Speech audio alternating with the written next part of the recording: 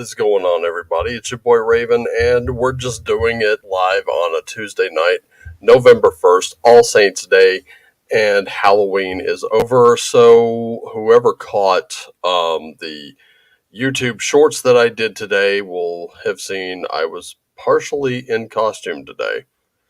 And I only did that because, quite frankly, I missed yesterday, and that was because there was a mistake in my schedule, namely me. And rather than going in when I was supposed to at 10 a.m. till 6 p.m., I went in at 8 and stayed till 4. Apparently, I wasn't supposed to be in 8 to 4 until tomorrow. That's fun. Also, I did find out that my schedule would have Saturdays off pretty consistently, so at least we have that, so we can do the Saturday morning streams. Moots was supposed to be here. Unfortunately, some things, again, did not go according to schedule, and she won't be here, so here we are. It's just you and me. So, one thing I did want to bring up was this. Oh, God, I cannot believe this. Okay, I want to say something. Something that's not going to be very popular here on YouTube, and I don't give a shit. But these people from the Atlantic asking for amnesty now. Yeah, you're only asking for amnesty because many of us have been right all along. Some of us have been working on the front lines for the last 3 years, and we've seen how this goes. We've seen pattern after pattern after pattern of behavior. We've seen it go on and on and on.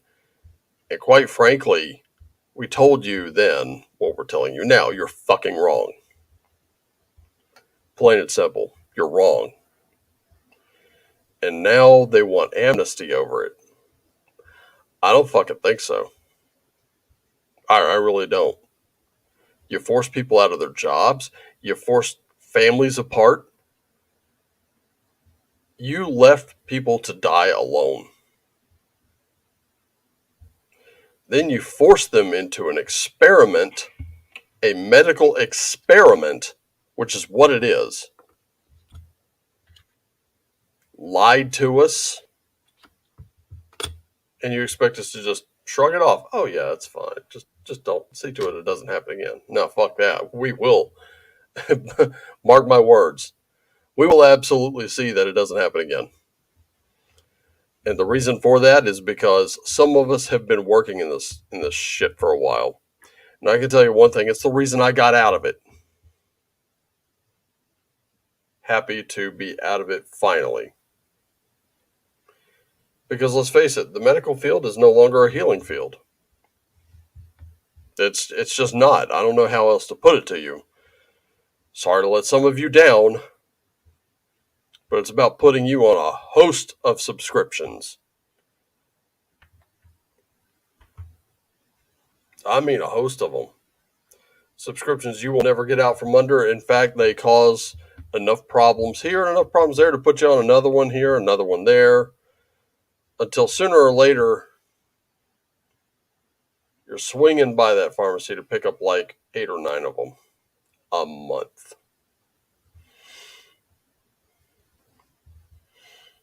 Also, to keep you paying those premiums to the insurance companies, which I said a long time ago. Many of you probably didn't even know me back then.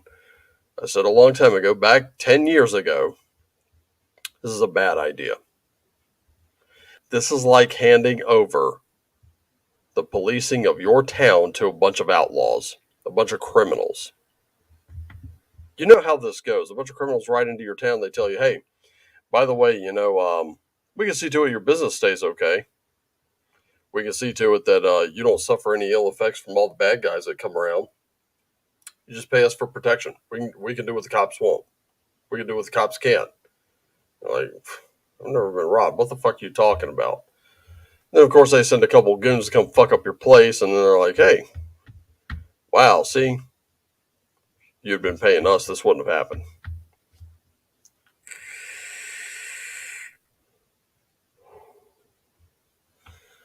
And then, of course, when you're crying out for the mayor to do something, the mayor says, yeah, just go ahead and pay them. Everybody has to carry a protection plan from that group. Pretty much what it's like. I don't know about you, but I call it extortion, plain and simple, because that's what it is. Now, whether or not any of you want to believe it, that's fine. I don't mind. But here's the thing. I opted out. I'm not working that line of work anymore. And quite frankly, I'm happier for it. Just is what it is. So, happier for it. I'm just there to make pretty pictures and stock shelves, and I'm good to go. Maybe help you out every once in a while if you happen to stop in. So, not doing any readings tonight. I did, however, get a brand new Oracle deck. I happened upon this. There's a story that goes along with this. There's a necklace you usually see me wear. I'm not wearing it right now, but it has two stones in it. One was moldavite, which has some very interesting properties. And the second, which was a much larger stone, was called Herkimer diamond, which also kind of grounds you. It keeps you from kind of flying out there. Kind of buffers the effect of the moldavite. Well, I've been wearing it for several months now. And yesterday I got home. I went to go get undressed to change. Actually, I was going to hop into the shower because I hadn't had one yet that day. And Herkimer diamond was gone. Now, keep in mind, this Herkimer diamond is not a completely expensive thing. It's not like, a real diamond. It's nothing like that. It's just a very, very hard crystalline rock. And the way it was set up was the moldavite was set like in a little setting like this, and there was a band that wrapped around it. The Herkimer diamond was stuck through it. It looked kind of like an eye. Well, that thing had slipped through. It was gone. No telling where I lost it. It could have been anywhere between here and work and there and back, somewhere in at work. I have no idea. So anyway, lost it. Decided to run to where I bought it to see if they could like just reset the moldavite. Put it into a different setting. We'll hang it from the chain, and we're good to go. And the lady who does it was not in today, so I decided to have a look around, and I found this. Looked kind of cool. Read the back of it. Created by practicing shaman John Matthews, this highly original and atmospheric oracle deck will lead you on a powerful journey of self-discovery, revealing insights that will help you to answer life's most vital questions by allowing you to reach back and access the ancient wisdom of the first shamans through the medium of cave art. So I got 52 cards and a book in this bad boy, and I cannot wait to try it out. Pretty interesting deck from the look of it. I did kind of flip through it and have a look, and I'm going to try to get it fit somewhere into the shelves. The Oracle decks are stacked full. I probably should have gone with a tarot deck instead, but there were maybe a couple of tarot decks that struck me, but nothing that really tickled my fancy like this. So it seems I got more Oracle decks than tarot decks. Just something fun to do. Anyway, let's see what else we got going on.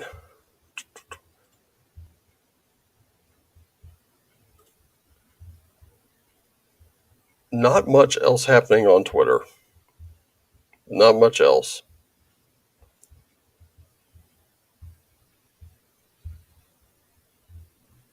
Oh, there is one thing, and I have to share this because this is something I think everyone should have a look at.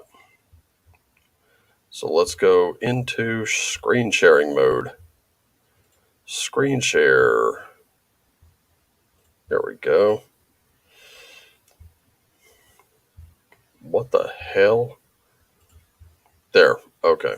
Now I can go over here. This guy.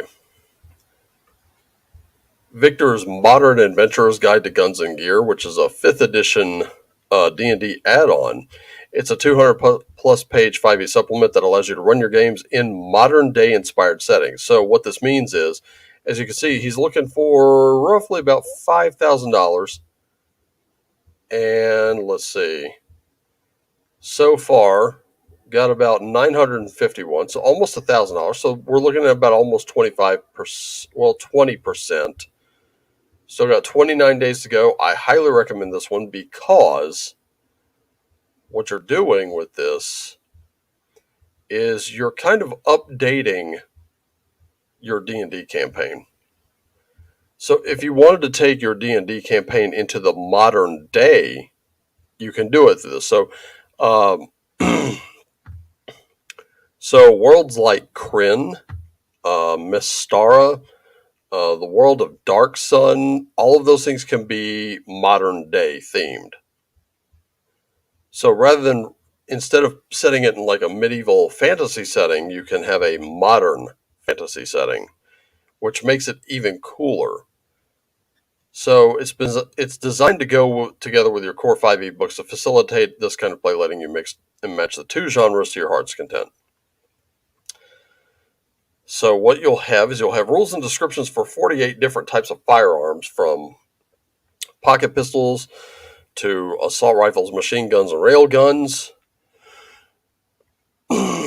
You'll have rules and descriptions for 42 types of special ammunition, 28 different attachments and modifications for those firearms, from hollow point bullets and beanbag rounds to red dot sights, suppressors, and night vision scopes. Yes, you will even have magical bullets, silver bullets, radiant bullets, electricity bullets, frost, fire, necrotic. Jeez, I'd hate to be shot with one of those. Acid, star metal, and vorpal. Ammunition containers for a goblin, it's a burger bag. I mean, jeez. You got stuff for elven, dwarvish, orcish, which looks like a tote bag almost. You also have like Allen keys and stuff like that, little screwdrivers. Vic, if you're out there, why not a Swiss Army knife sort of setup? That's what it was designed for. You got rules and description for 46 types of explosives and detonators, from grenades and landmines to artillery strikes and suitcase nukes. 73 types of modern day equipment, from thermal goggles and rangefinder binoculars to signal jammers and aerial drones. 16 types of modern themed armor, including an optional rule for handling armor class. 24 new subclasses, 2 for each class. Sort of like this medic, which is a subclass. And you've got combat medic, field surgeon, stuff like that. Got some new backgrounds, additional feats, additional skills, character options, 27 new spells. So yes, magic will still be a thing. Various unique magical firearms and equipment, rules for how different fantasy cultures affect firearm design. And of course, we got some artwork from the basic expert here. Ooh, and here, of course. I was actually on these streams when these were designed. Thought for sure this was going to be something for cowpunchers, but looks like you could probably pair this with cowpunchers if you wanted to. As a matter of fact, if you're a Castles and Crusades type, you could easily pair this with Castles and Crusades. And holy shit, does that look like Michael Gross from the movie Tremors or what? Yep. Legendary monster hunter Earl Grummer shows off his latest catch. A nice little Tremors tie-in. Of course, the PDF will be going through DriveThruRPG. Believe it or not, this is not an expensive add-on to back. It's about $40 for a hardcover, print on demand, and digital. So what you'll be getting is a printed hardcover copy of the Modern Adventurer's Guide to Guns and Gear, a digital PDF copy of the book, your name credited in the book. There aren't any stretch goals, nothing crazy, just that. Also, The Lost Dungeon of Tannisborg. This is one I do also recommend you back. This has only 6 days to go. They have gone 10 times their goal already. $5,000 was all they were looking for. They got 50,423. That's absolutely awesome. And here's the thing. I'm going to show you something real quick. You can pledge $5 and just get a rental on the movie, which is easy. $30 you get the mass market paperback. It'll be a first printing, first edition, but it's printed on quality paper. The $60 is the Tannisborg soft cover book. This one is going to be this is one that you can, like, the mass market paperback is going to be kind of like, a mass market paperback. Thinner 50-pound paper using a high quality print on demand process. So this is more like a print on demand process. You could get it like if you're like me and you already have the hardcover, you could get something like this, and there you go. Now you have one that you can take to games with you. So, Lost Dungeon of Tannisborg, I highly recommend, as well as the Modern Adventurer's Guide to Guns and Gear. And like I said, these are not expensive projects to back. And we're looking at December 1st is when this hopefully this one reaches its goal. And I don't know, when are they talking about? Estimate delivery, June of 2023, it looks like. So June of next year. So we're looking at 6 months. And not only that, he's doing it print on demand, so there we go. And of course, Lost Dungeon of Tannisborg, if you want the hardcover, it's going to cost you about $100. I'm not going to lie to you. That one is expensive for a reason, though. That particular book, I'm gonna say this. If you get the Lost Dungeon of Tannisborg, this particular mega dungeon, when you hold this book in your hands, you're going to have D&D history sitting in your hands. I mean, it's worth every penny. For anyone who's like, oh, that's overpriced, look, if you'll spend $50 on something from Wizards of the Coast, it falls apart after too much use. This is not falling apart. You can hand this book down. So, I'm telling you right now, it's totally worth it. And those are 2 Kickstarters that I'm telling you right now are going to be excellent to back, and I think you should. So check them out. Matter of fact, I'm going to throw those links in here right now. Let's see.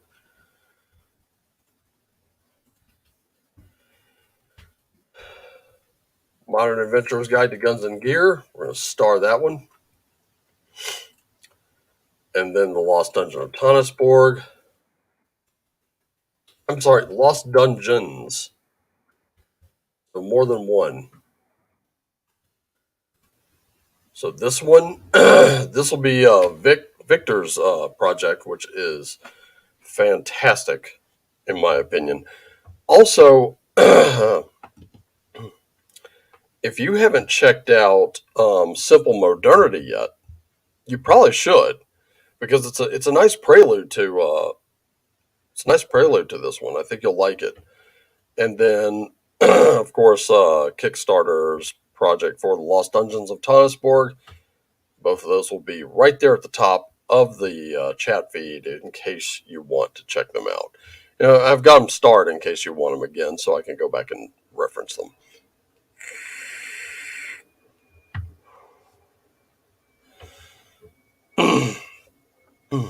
All right, so I'll shut those down really quick.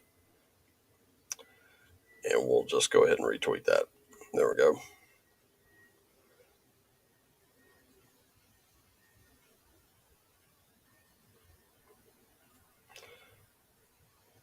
What do we got here?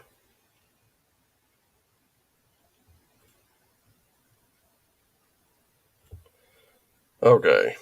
Also, High Notes. High Notes is one of those places. Besides YouTube, I do shorts on High Notes. I do the same shorts on High Notes that I've been doing on YouTube. The difference is I've been doing YouTube shorts for probably, I don't know, maybe a month. I've been doing High Notes for over a year now.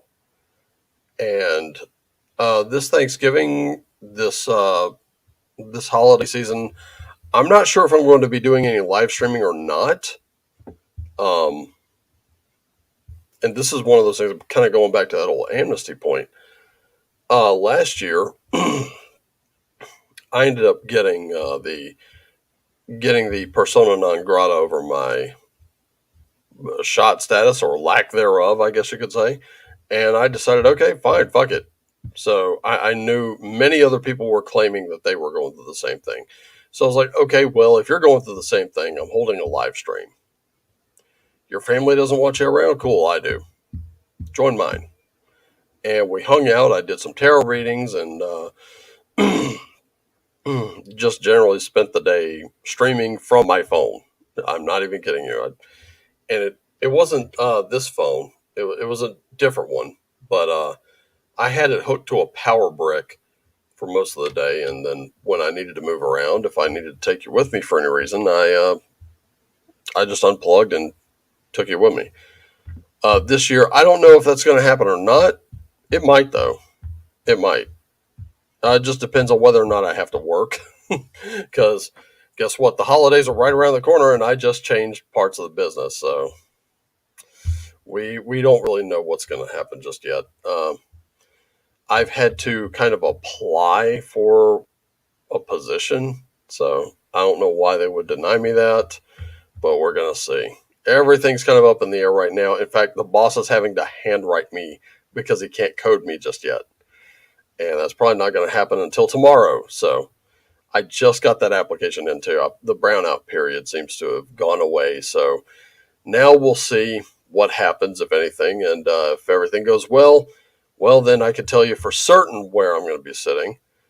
And I know one thing, Saturdays, we're still going to be doing that Saturday morning live stream. So doesn't look like doesn't look like going on later in the evening is really getting any more views than I normally do. I can tell you this much: my Cloud Hub my video on Cloud Hub got 0 views today. That's a first, because it's amazing, because the last one I did on tabletop RPGs, I guess I was revisiting the let's see, yeah, the one on gatekeeping, which lasted about maybe, I don't know, 20 minutes or so, did almost 300 on Cloud Hub alone. Today I got nothing. It's like the pitfalls of content creation. Some days you're the kitty, some days you're the litter. That's just how it is. It's just how it works. And one piece of advice I can give to anyone looking to create content: get ready for those days. Get ready for those days when you have an ultra powerful, profound something or other to say, and just nobody turns up. But you do something stupid and vapid, and they all turn out in droves. It's just, nature of that beast. You can't get around it.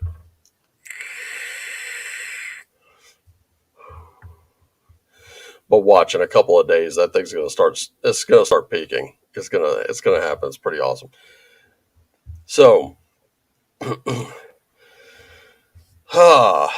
also, Wretched is the New Black, still writing on that. Got everything in a notebook. I have not really been at the computer much. I've been in the notebook, just scribbling away. And better that I do that, because I'm getting more and more notes and just more and more things to list, and kind of doing a lot of brainstorming. I can make sense of it later, rather than sitting at a computer staring at a cursor that's just sitting there blinking and making my writer's block go, yeah, we're not giving you anything. You're not getting in past these velvet ropes, buddy. You try to get in anyway and you get bounced. That's just how it is sometimes. So, what is going on in your world today? Talk to me. What's happening out there? Honestly, there's a role playing game called Long Time Listener, Last Time Caller. I would love to do that over a live stream because that looks like a lot of fun. And that one, basically, you're playing a radio host at the end of the world. And I think I could easily play that radio host. It's pretty that comes pretty easily to me. Anybody else who wants to join in can easily do that, and we'll just make a game of it and we'll play it out and see how it works. It's going to be a lot like the War of the Worlds radio play, and I think that would be a lot of fun to do. Maybe next Halloween, something like that. I don't know. But anyway, uno momento, got to take a little pause, so I'll be right back.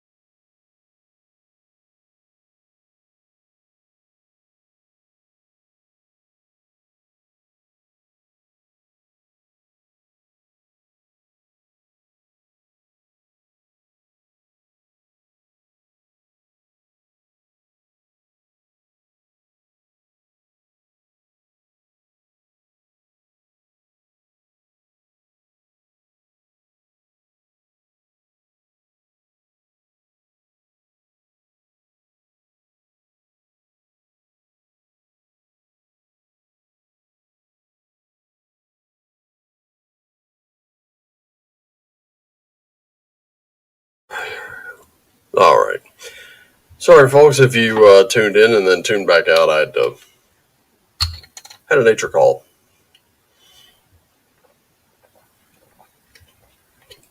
Better. Okay.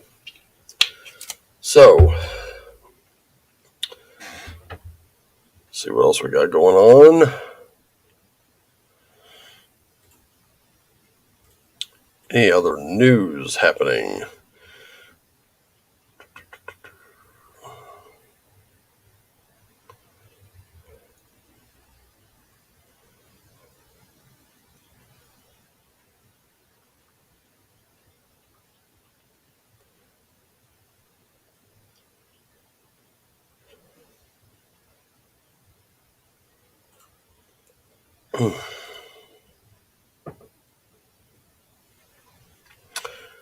Nope, nothing.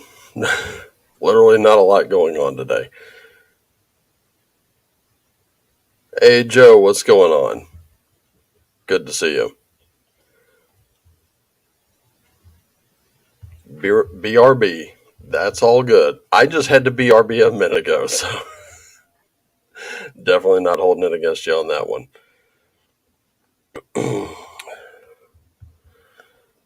Oh, speaking of Wretched Verse, yes, I almost completely spaced on this, and I really shouldn't have.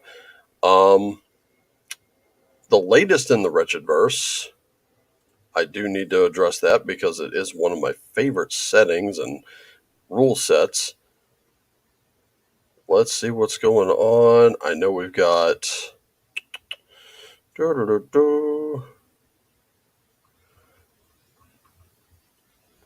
So, the latest Red Room items in print over at Lulu.com. Let's see what we got. Cold Heart Canyon. Looks like In the Mouth of Hell, which he wrote In the Mouth of Madness. In Sanatorium, All Bets Are Off, and Wretched Bastards Revised. I have got to get a copy of Wretched Bastards Revised. Wretched Space has also been revised. That's in PDF form right now, but it will be in print very soon. I can't wait to get it. I already got the new copy of Wretched Space in digital. Can't wait to get it. I also grabbed In Sanatorium in digital. In the Mouth of Hell, I have not gotten that one yet. Also, All Bets Are Off, haven't gotten that one yet. Or Cold Heart Canyon. Cold Heart Canyon is the setting for Wretched Country. And that one is supposed to be more like John Carpenter's Ghosts of Mars. And the Mouth of Hell, I think, is for Wretched Bastards. All Bets Are Off. This is for Wretched New Flesh. This one was originally something for Postcards from Aviladad, or Avalidad, and that was written for the actual fucking Monsters rules. That one's been retooled for the Wretched Verse, so now you can check it out there. In Sanatorium is sort of a Lovecraftian adventure for Wretched Epoch, I think it is, set in a spa. In Wretched Depravity is the Wretchploitation setting. Something Wretched This Way Comes, I think, is also for Wretchploitation, but can be used with any of them. And I still cannot get over Labia, the Strange Case of the Cursed Vagina. It's awesome. Oh, snap. I completely forgot to alert the tribe. Dude, why didn't you say you were live? My bad. Anyway. Just the usual.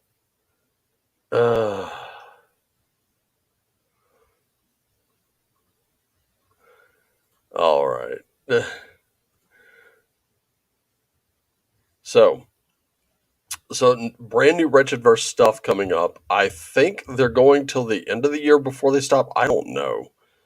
Every time they say we're going to be stopping right about here, well, that date gets pushed back. For me, it's like, well, I'll be trying to get more of this book written, and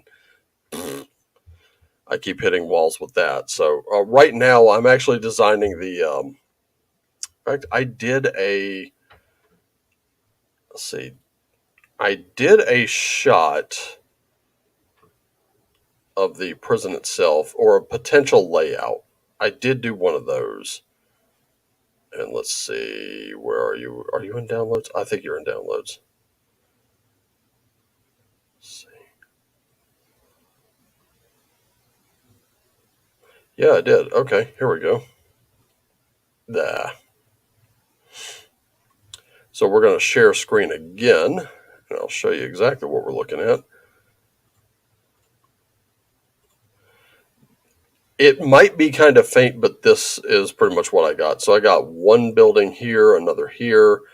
I've got a central building, walkways leading to like 4 separate buildings. I got a fence right here. This is going to be a fence. This is going to be the outer perimeter wall. These, of course, in the corners are guard towers. It's just a very simple layout right now. I don't really know a whole hell of a lot what to do with it.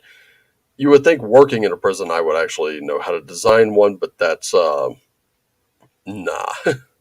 Believe it or not, when you look at the one I worked in, it's overhead.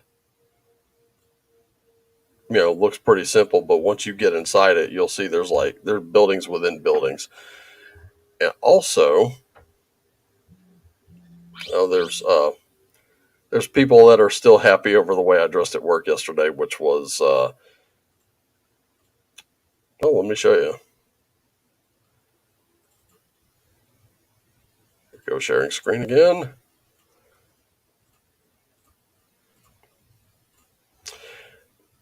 There it is.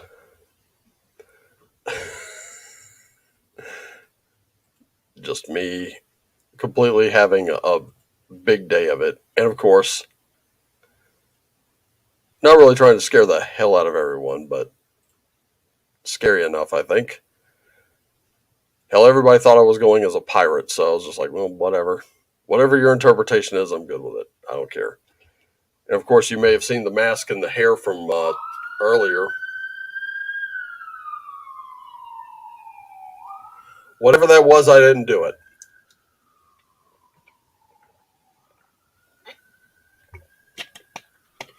I've got one watcher to prove it.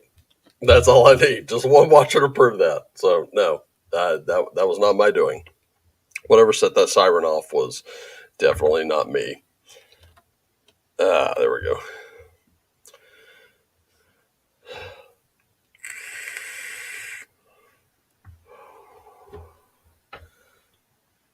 Let's see.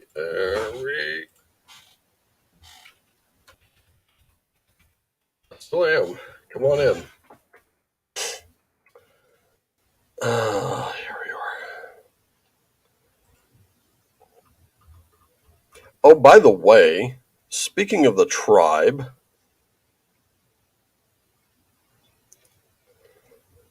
wanted to say congratulations to Josh and Sarah who got married yesterday. Was it yesterday or day before? I think it was probably, I don't know, let me see. Scroll up.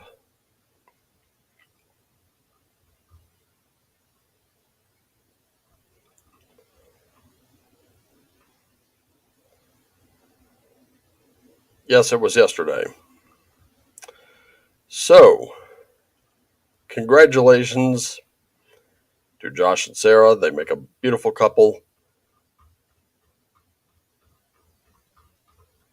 May have many, many children together.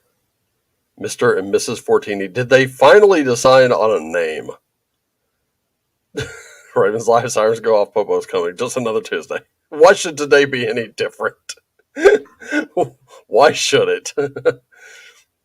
Front. And did they finally decide to not? Did they decide to not hyphenate the name or to mix the names? I don't know. That's nice. It is nice. Nice to see people committing to each other. Obviously, it's always a fun time. Funny thing is, my view counter says 1, but I know I've got 2 in here at least. So there we go.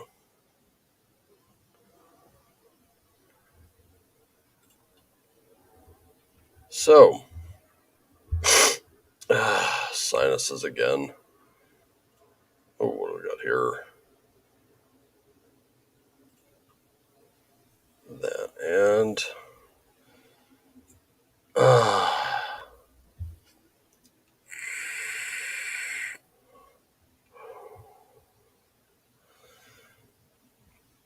Oh, one thing I did manage to get, recent acquisition, I managed to finally get my hands on a copy of Bison, and I haven't really gone through it too much just yet, but I will be. It's I got to tell you a little bit about this particular book because it just so happens to be pretty awesome. But before I do that, oh, ouch, Joe, shit, not a good sign at all. But won't know if it's a bad one until they take her off of it.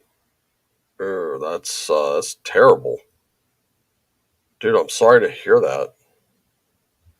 We'll definitely be keeping her in our thoughts tonight because that is some pretty serious business anytime someone gets put on an air tube. We're not talking a ventilator, are we? Geez, I hope not.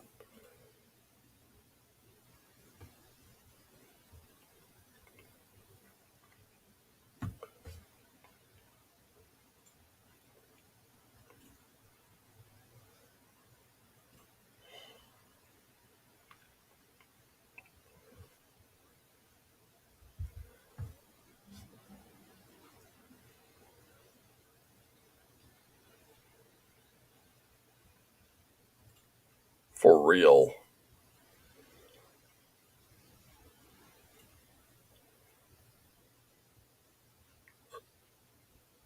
Ooh. So not intubated, but innervated.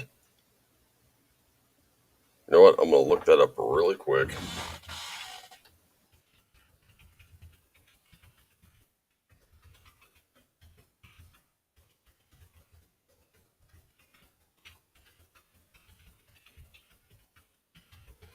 Let's see. Is there a difference between the two?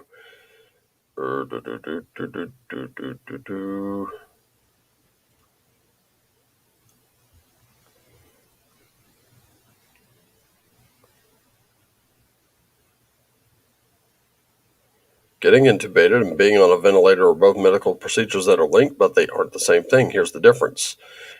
Intubation is, broadly speaking, inserting a plastic tube into the body, generally through the mouth. This can be done to address a number of medical issues. For example, nasogastric intubation is a plastic tube from your mouth into your stomach that can be used to take samples, deliver food and medicine, or remove substances.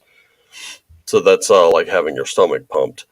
When you hear about it in the context of COVID, however, the intubation question is tracheal intubation. For this procedure, the plastic tube is entered into your mouth and into your trachea, your windpipe. You only get intubated if you can't breathe on your own and are unable to provide your body with enough oxygen. The tube insert via intubation is the first thing that happens before ventilation. And a ventilator works as a set of external lungs. Let's see. It reduces the energy that your body needs to use to breathe in hopes that allowing time to rest and heal. Ventilators may be used during surgery as well as for life support, which you may be lightly or heavily sedated depending on the situation.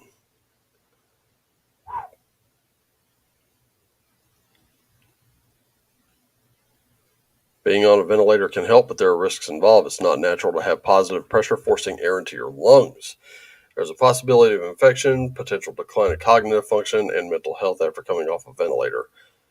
It's a gradual process to determine if a patient can breathe on their own. Once the ventilator is no longer needed, the tube is removed from the patient's throat. A procedure termed extubation. So, yeah, wow, that's not good.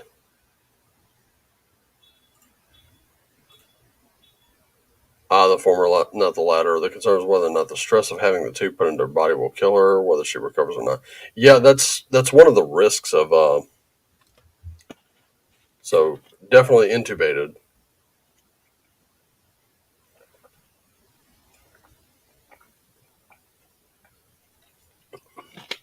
and of course there are risks involved with that.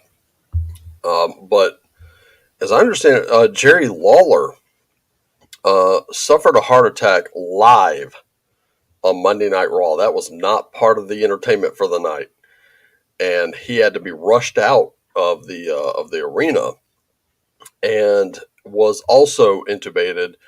And when they finally, like when he was finally, upright and able to breathe on his own, uh, they interviewed him from home, and his voice was super rough for a little while.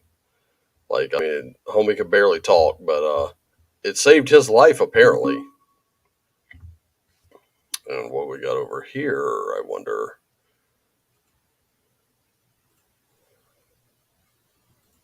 Here we go. So definitely an intubation. So they did put her on an air tube. Not a good sign, definitely, but we're hoping for a very speedy recovery on that end because that's never a good thing to have to hear.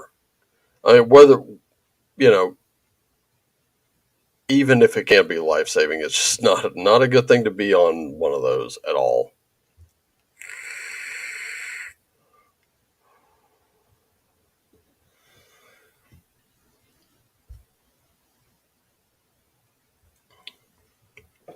You know what I'm gonna do? Here we go.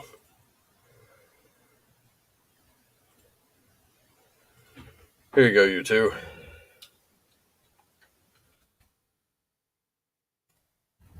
If you go to the private chat, there's a link. Both of you can like hop in if you want to. Stranger things have happened. Yes, they have. Many stranger things have happened. I can name several of them.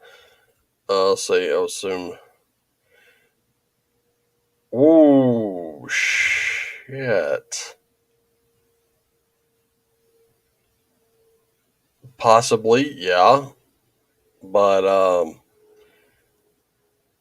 yeah, well, I would say you also have to take into account the years of like drinking and partying and who knows what else they did on the road back in those days. Yeah, that's rough. Right. Yeah, yeah, no kidding. As a matter of fact, I want to show you guys something. This was the last minute addition to my Halloween getup,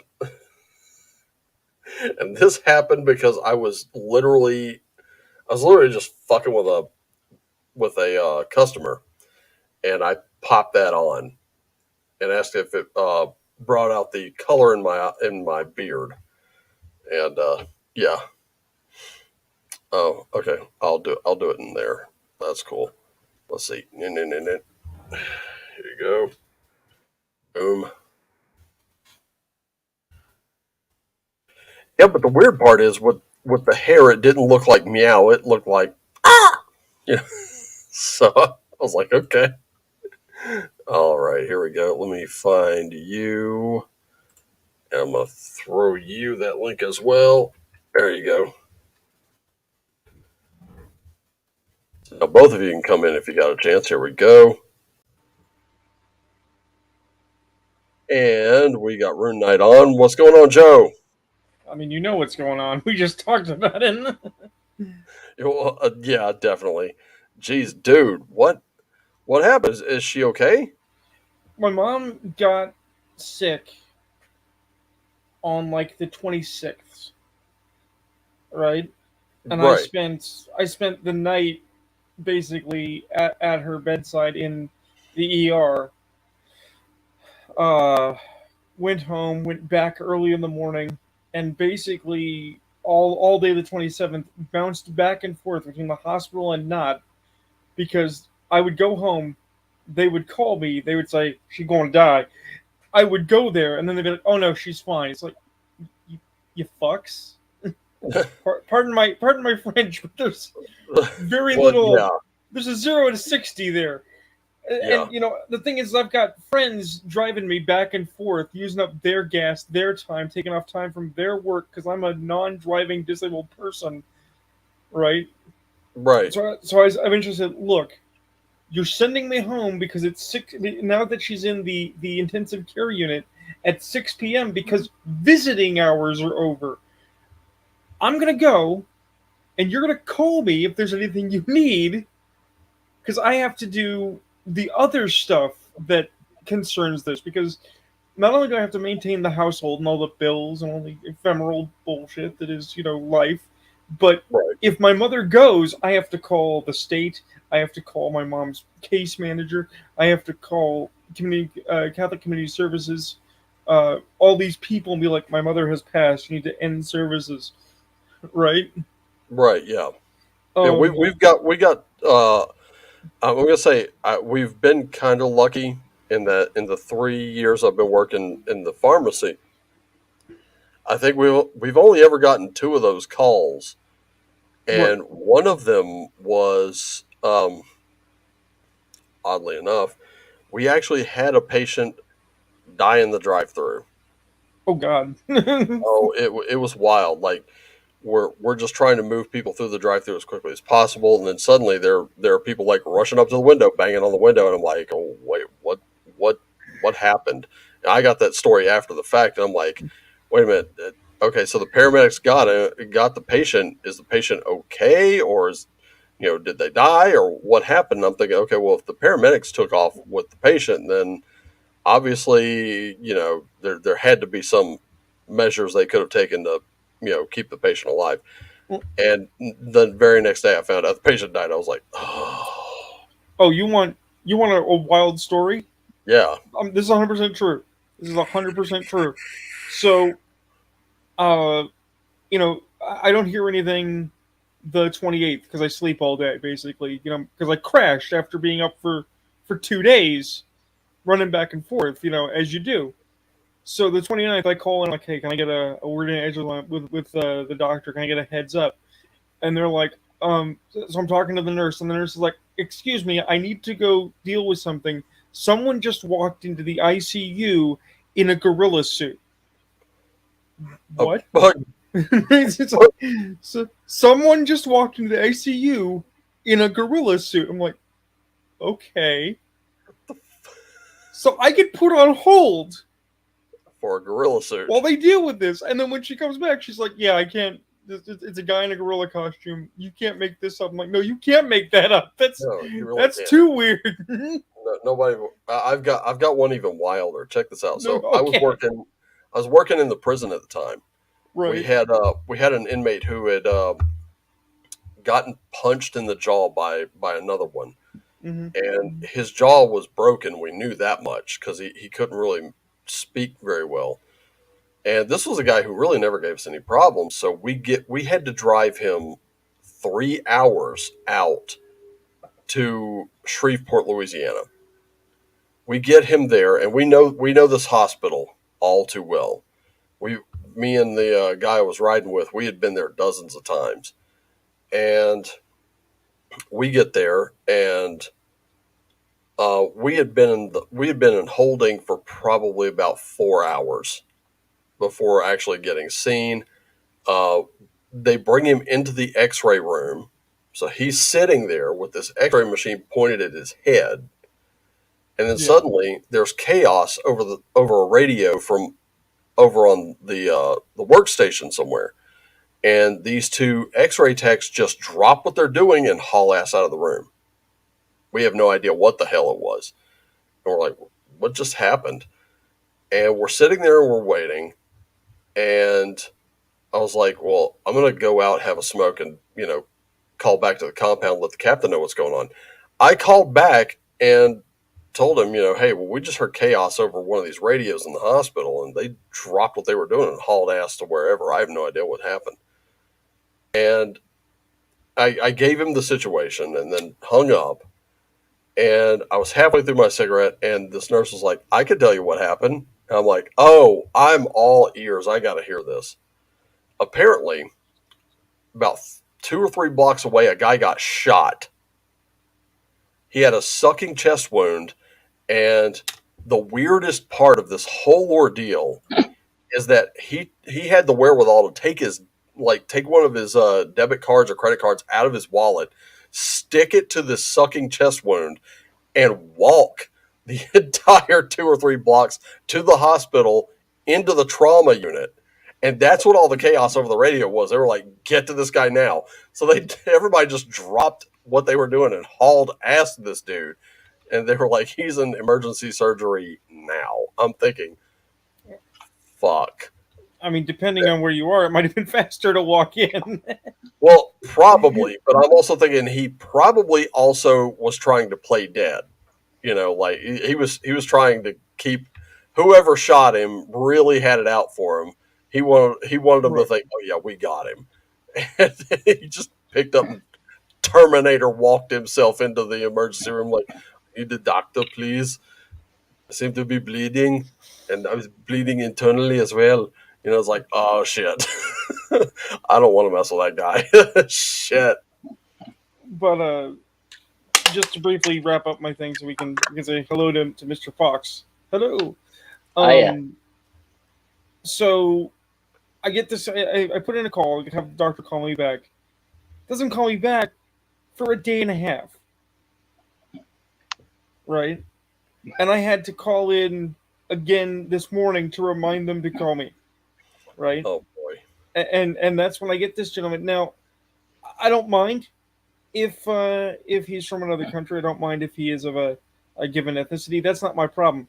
My problem is that he has a pretty thick accent. I'm trying to understand what he's saying. Right. Right. And at the same time, I'm like, well, do you need me to come in? It's like, well, you should come in, but if you have to come in tomorrow, that's okay. It's like, yeah, but should I come in today? Yeah. I can come in today. I'd like to know how to plan my day. Thank you very much. Right. So then I get a hold of my associates and we cut the deal and we're talking about it. I'm like, okay, look, there's no rush. If you need to do life things, we can do life things. So I've got the call in. I'm going to go in tomorrow at about 1 in the afternoon, right? And I'd just been told that my mom was stable, that she was showing more evidence of awareness, even though she was confused. I was told positive things. And then I just get called, and it's like, oh yeah, we're gonna put your mom on the tube because she's tired now and not doing well. It's like, oh, gee, thanks guys. That's Oh, wow. that's lovely.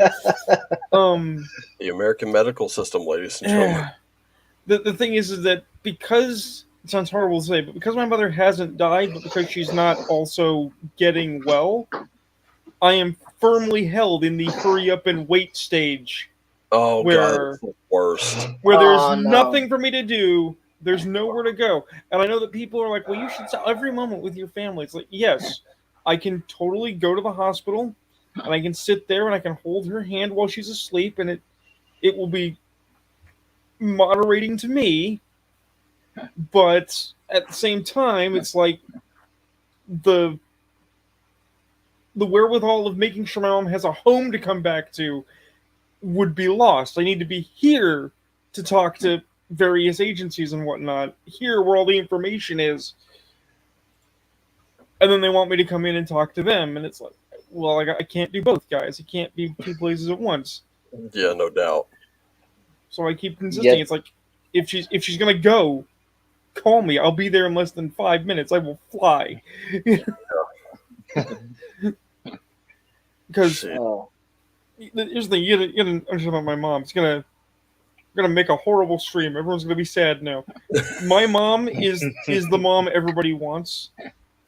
Okay? My mom was funny. My mom was smart.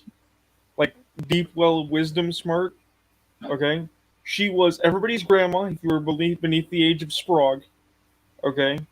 And she was everyone's gamer mom.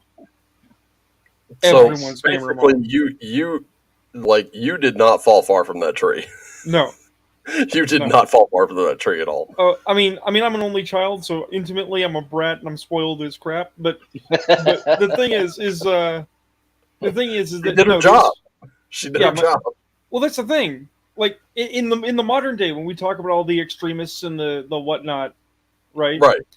I have this real problem because I have to say that I am in favor of feminism, right? But I am not with the extremists, and people get real confused. Oh, what does that mean? Blah blah blah. And then you get history. It's like, look, when my mom was a young woman in the '60s, when it mattered, she was a feminist, right? And she was on the outs with other feminists because when she became a mother, right, and she got married, they were like, well, what are you going to do? You have to be a professional. You have to go on. You have to work for the cause. You have to prove your worth as an upwardly mobile woman. You got to do the Mary Tyler Moore thing. And my mom was like, no, I'm going to raise a child. I'm going to contribute to the totality of the human experience and the American experiment by raising an adult male that isn't a piece of shit. How's that? How dare you? Yeah, Right. this is the only problem with really the whole with the extremist point of view is there are no individuals. Right. It's like, oh, you could be an individual just like everybody else. And it's like, okay, like personally, like for many years, I was like, I would doodle stuff because eventually one of these was going to go on my body. I was actually going to get a tattoo, and I made a deal with myself. If I couldn't settle on a design that I could live with for the rest of my life by age 35, I wasn't going to get one. And Right. to this day, never got one. And I have enough identifying marks as it is. I mean, I got enough scars on me to positively ID my ass. So I'm like, no, no. Oh shit! Hang on a second. I've always stated the reason I don't have a tattoo is because I can't be without my hands long enough. Because in certain runic traditions, you're supposed to put your tattoos on the limb that they are associated with, the limbs that you use. And it's like, I need my hands. I can't put stuff on my hands and then have my hands all wrapped up. No, and honestly, I think they've gotten around having to completely wrap your hands these days, but still, it's like, oh yeah, like it's gotten so much better. Like it's even like even just a couple of years. I remember with my like with the biggest crow that I have, they wrap like this plastic foil around it, like the same stuff that we use in the kitchen, and then actually like either do it real tight or just have it hold together with or held on my arm with tape. But now with the wolf I had that done last year. It was just a very thin protective film, I want to say, which just came off under the shower. Like no need to refresh the plastic because all the excess ink and blood and whatever. It's getting real gory. Sorry about that. But I mean, either way, I tend to think of it in the same way I think of it about recreational chemicals. People are like, Joe, you should get on weed. You'd be so calm. You'd be so mellow. You're such a high power guy. This would be good for you. And I'm like, look, man, I'm 40. I already missed my window to experiment with chemical recreations. It's not really my thing, and I'm not going to start now. well, I can say this much. I didn't. Let's see. I might have like dabbled with it a little bit as a teenager. We're talking like late teens, but man, look, I was working another job at the time, and a neighbor of mine found out about my hip problems, and she was like, I have an inversion table, and this will take all the pressure off those lower discs. So why don't you come over and we'll get you this on sounds it. like a disaster. I was like, hey, that sounds great. I go over there, we get me hooked into this thing, and slowly get turned from this to this. Now I'm hanging upside down like a bat, and I'm thinking, wow, this is an experience altogether new to me, and I think I'm really loving it. Because let me tell you, my lower back was kicking my ass, and now like I could feel all the vertebrae are now doing this little number here, and I'm like, oh yeah, this is great. I felt that hip kind of go from like this to like that, and I'm like, oh, there we go. Yeah, all right, I'm good. Well, then one by one, other people start coming into this apartment, and they're all watching. Oh, what was it? I think it was Aqua Teen Hunger Force or something like that. So we got cartoons going. Yeah. And I noticed there's kind of like a haze around my knee. I can't smell. So I don't think anything untoward. I got my Marlboros on her coffee table. I don't know what's going on. And then after about 30 minutes or so of this, she's like, okay, we need to get you back up because too much of this is not good. I'm like, okay, fine. So she slowly tilts me back up. And as I'm coming up, I take in a deep breath and I'm like, I'm hungry and I don't know why. Hanging so upside down for 30 minutes, blood rushing back to your feet and taking a good old whiff. Yeah. That'll do. So now we get me out of this device and I'm taking a seat on the couch and I thought, what are they doing? And it came to me and I was like, fuck it. I don't have to light up. That's cool.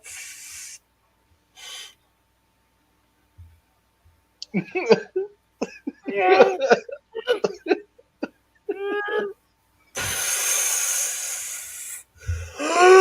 You know, I'm hacking up a lung. I don't know what's going on. I got, and I'll give you the exact night this happened. This thing went around. I must have hit that thing like several times. I am like gone. And it was the night that they announced that they got Osama bin Laden. Oh, I don't know why, but where were you? Yeah, I was actually on my way back down the stairs very carefully, coming back into mine, and I'm looking at the TV, and I'm, well, let me just put it this way, Chinese-eyed, I guess would be the proper term. And I'm like, man, have we seen a body? I need a peanut butter and jelly sandwich. Oh, that has always been that has always been my ire about that situation. Was the combination of one. I mean, given my druthers, I would have brought him back alive to stand at the Hague. But I understand why people are like, we can't let him be martyred. He's like, he's gonna get martyred anyway. But then the other thing is like, let me get this straight. The guys in question caught him, decapitated him, and threw his head into the ocean. They threw his entire body into the ocean. Yeah. But still, how are you going? But how are you then gonna verify you got him? You just made him a ghost. He's now the Jackal. and didn't like that whole team like die under mysterious circumstances over the years after? Right. Nothing to see here. Nothing suspicious. Oh yeah, nothing to see here. Nothing at all. No, exactly. We got it. Shut up. Here's American Gladiator. Watch these pituitary retards bang their skulls together. Yeah. I'm totally ripping off Bill Hicks here, but god damn it, he was a genius. Well, I think it's great that you took a couple of hits and like you immediately became a conspiracy theorist. It was several. Yeah, and right away you became a conspiracy theorist. Here's the thing. I have DVDs with just tons of information. We're talking like I can go back to about 2005-ish is when I kind of got my start. Actually, more like 2003, 2004, and my whole bit was I'm going to prove these idiots wrong, and so I had to know what they were saying in order to prove it wrong. Unfortunately, like while most of it was kind of entertaining, I can't produce a person who changes into a lizard being and back again. I can't give you that. Yeah. But I can't prove that it's completely bullshit either. So for me, that falls under entertaining theory and nothing more. The ones that scared the absolute shit out of me were the ones that Michael Rupert was doing. And Michael Rupert was a former detective from the LAPD. And this guy approached it like a criminal investigation.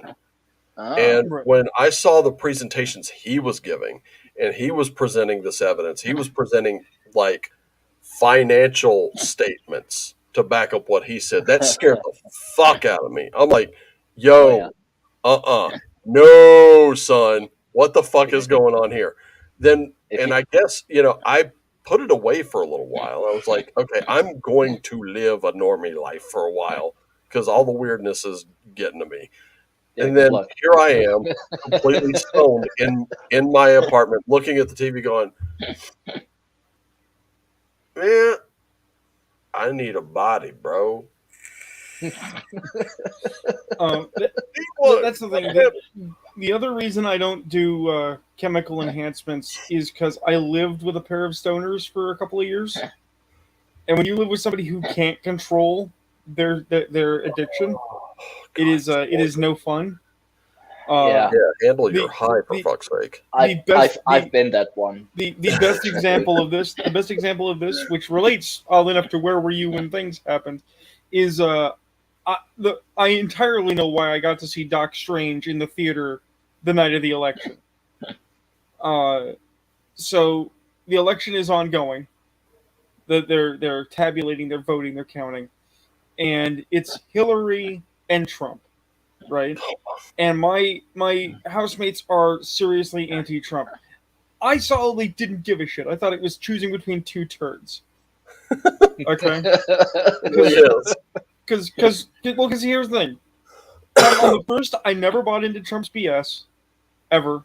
Okay, the man is a failed business tycoon whose failure led him from money to money because he was never going to be poor, right? And then you have Hillary, who not only was one of the least liked presidential wives because the Clintons treated the Secret Service like garbage, right? But True. she's a horrible Speaker of the House, and she was quintessential in, hey, let's take away your video games. She's about one step removed from Tipper Gore. Okay, this woman's awful. And it's incredibly mercenary. People have been demanding her to be president since she was the first lady, and it's like I never thought she had the respect of office. She just wanted the power, you know. So what do you want? But my housemates are getting more and more upset. They're more and more biting the end of their fingers off, going, man, I'm watching these numbers tabulating. Man, if she doesn't get it, we're gonna lose it. We're gonna riot. We're gonna do all these things. This country's gonna be stolen. I'm like, all right, this has been going on for about 12 hours. We're done. It's like, okay, well, what are you doing? What do you mean, Joe? It's like, Joe, we can't ignore it. We gotta, it's going on. I'm like, no, we can't. What's playing right now? What's playing right now? It's like, Doc Strange. It's like, cool. Let's go see Doc Strange right now. So we literally got in a car. We went and we saw Doc Strange, and they got really, really high, and they had way more fun than I did because you're watching all the kaleidoscopic images. Oh, jeez. In the Doc Strange movie, flying like a carpet, right? And then we watched it. Everybody was feeling better. We stepped right outside, and that stupid bitch that I live with got on her phone. Oh no! And promptly got the deets on who had been elected. Oh and no! And it's like, dude, come on! It's 48 hours before we know for sure. Come on, just give it a. It's like, no. We went back from 0 to 60, and everybody's upset now because Trump had won, right?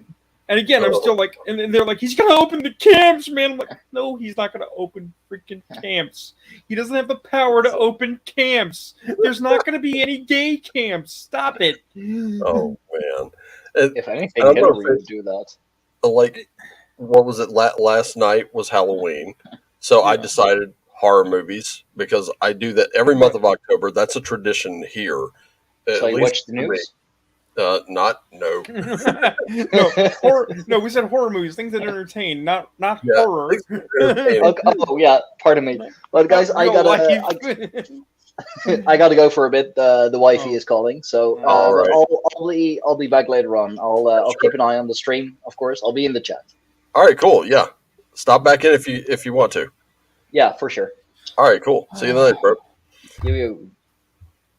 So you're watching your yearly horror movies? Watching horror movies because I've been so busy. I haven't really been able to watch many this month. And as a matter of fact, I am still not up on the new season of The Walking Dead yet. So I got to get caught up on that at some point. And I decided earlier in the week I wanted to watch Event Horizon. Okay. And found out that was not in my Plex server, and I'm like, well, wait a minute, hold on, I had to have had that one in there, and turns out I had it on DVD, but not in my server. And I'm like, oh Yeah. great. So I had to go put that on. And while I was putting that on, I was like, well, hey, Rosemary's Baby. It's a classic. I love that movie. Right. There's such an existential dread in that movie that I gotta see it. That one's not in there either, and I'm like, oh god damn it!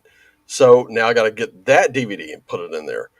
And I'm going through my horror stuff, and I'm like, Friday the 13th Part 6, my favorite one, Jason Lives. Let's do it. Right. And I watched that one. I watched Pitch Black because that's a creature feature, and I love that kind of shit. Oh yeah. And then last night I had Event Horizon. I managed to get Videodrome on there, Nice. and Rosemary's Baby. So I started with Rosemary's Baby like right off the bat. I was like, this one I want to see. I don't know why I'm drawn to. Maybe it's because I lived through the panic, but I am. It's so weird because most people, when they've been traumatized by an event, they tend to like want to steer clear of it. Me, I'm like, bring that shit on. Bring me Manos, the Hands of Fate. Bring me all these like the Void, those Oh, the movies Void's with great. cults in them. You Yeah. know, but that the Void is just awesome. I mean, a low budget, and it does not show its low budget at all. It's a beautifully shot movie. See, I suppose not weird, but I'm just different because I never felt a real draw towards Rosemary's Baby. Not because it's a bad film, just never drew towards me. Other than its relationship to like the Manson event, Yeah, right? yeah, And then, but then my mom was like, "Well, when I was young, I was really afraid of The Exorcist." And it's like, yeah, but we're not now, are we? Because you have to have a fear of Satan to really be affected by The Exorcist. You know? not really because and this was the difference between movie and book. A lot of people thought that Linda Blair's character Reagan was possessed by the devil. She wasn't. She was possessed by Pazuzu. No, I'm aware, but you still have Right. to have that baseline of belief in the very notion of Abrahamic demons that you can potentially be possessed. And Right. if you're just not, you're just not. Right. So, but like that was one I saw. I actually asked my dad this a long time ago. I was like, "What's the scariest movie you've ever seen?" And he said it was The Exorcist. And I was like, "Really? Why?" And I hadn't seen it yet. He's like, "Just trust me, watch it." I'm like, "Okay, cool." Right.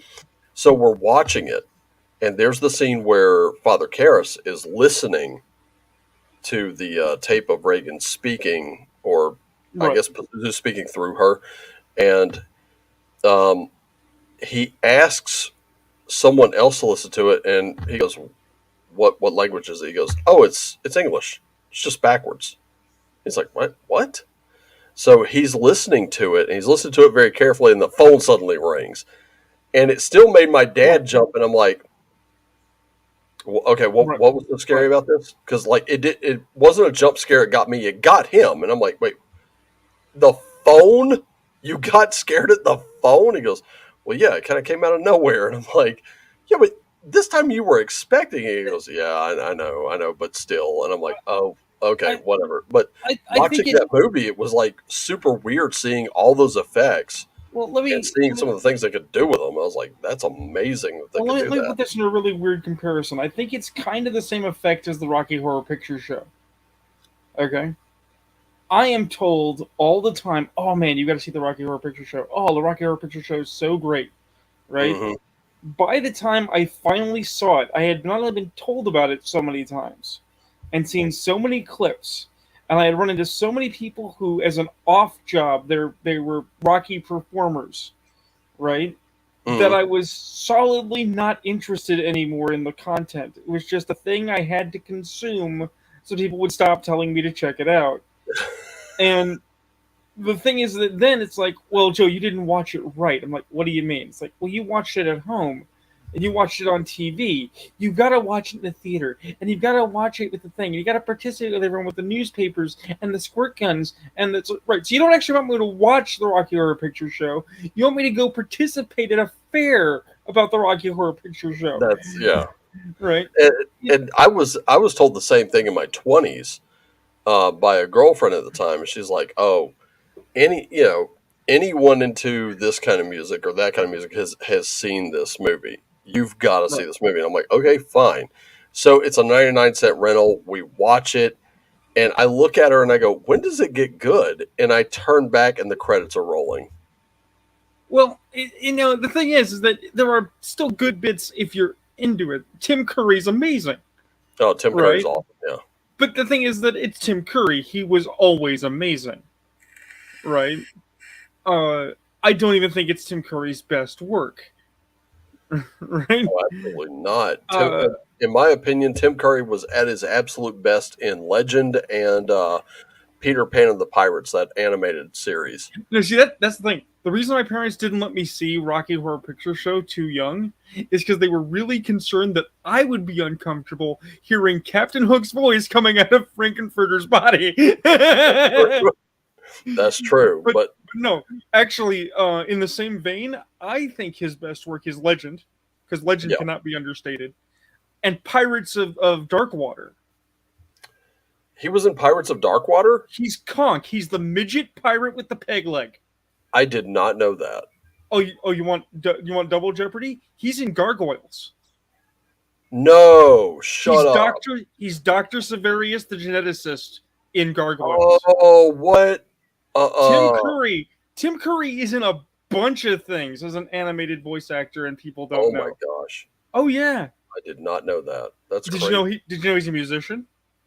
No, I didn't know that either. Holy shit. He totally did several albums. He's a singer. He got like stuff. He's like seriously. Kind of late 70s. I can't say soft rock, but like progressive like loud type singing rock. kind of. No, like progressive rock. Oh wow, okay. Like not quite Floyd, Alan Parsons Project, that sort of thing. Okay, yeah. I gotta check that out. Oh, I'll link you to one of his songs. It's amazing. Oh, cool. Okay. Let me go dig that up. And I think, if I'm not mistaken, I think you were the one that recommended, what was it, Ancient Empire to me. Their album, Priest of Stygia, which, dude, holy shit, blew my fucking mind. I was listening to that, like, and no shit, I asked you because I couldn't remember. And I was like, okay, I need to find these dudes on Spotify. You of course gave me the name. And I was like, cool, thanks. I popped that into Spotify. I was actually on my way to go get groceries. So I listened to it on my way to the store. I gotta ask. When you're driving, do you like feel like you're some kind of super badass driving at speed? Oh, dude, I'm in a Prius, just going. It's fucked up. I'm driving a fucking hybrid, and I am just, I mean, a total burb box on this thing, and I am ready to go. And then I get to the store, and the problem with the store that I go to, it has two problems. Number one, you've always got panhandlers out there, and they're always trying to get money out of you somehow.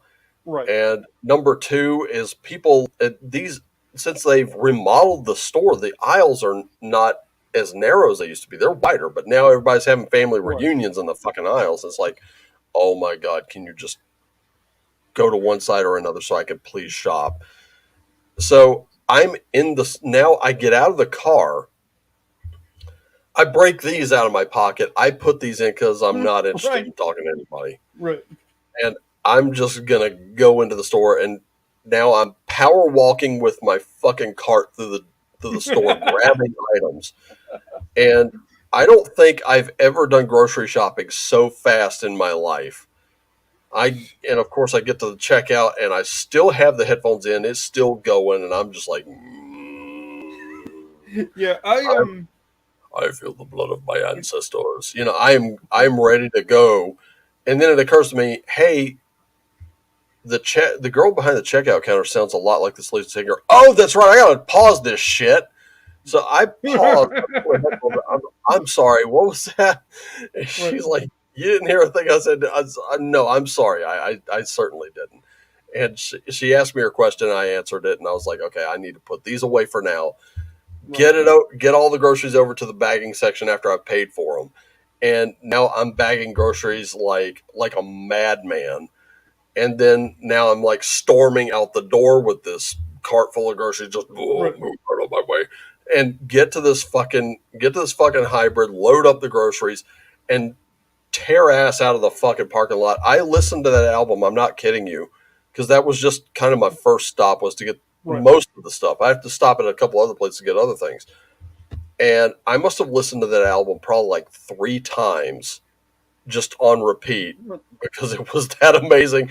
I have not done that with an album in, oh man, it had to have been at least 20, maybe 25 years.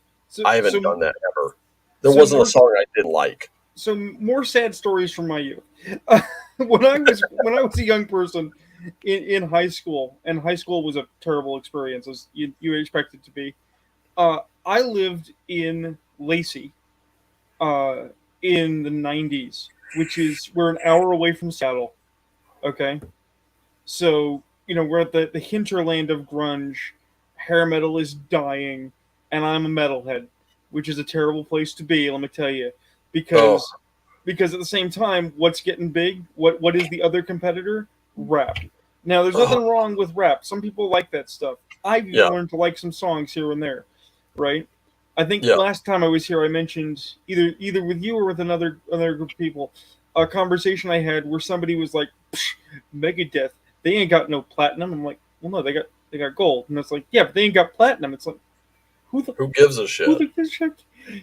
Because if they had been making their best albums 10 years later, they'd be getting platinum. It's an arbitrary value. Yeah, right. Pretty much, yeah. So, okay, fine, whatever. Grunge is just a different kind of rock. Rock is still doing just fine. Metal is rock, even if it wants to pretend it's different. This is still, my people, my time. And then Kurt Cobain died. Right? And instantly, you have people dressing like they've been grungers forever. Right? And I kid you not, there was a candlelit vigil outside my high school for his soul. Right?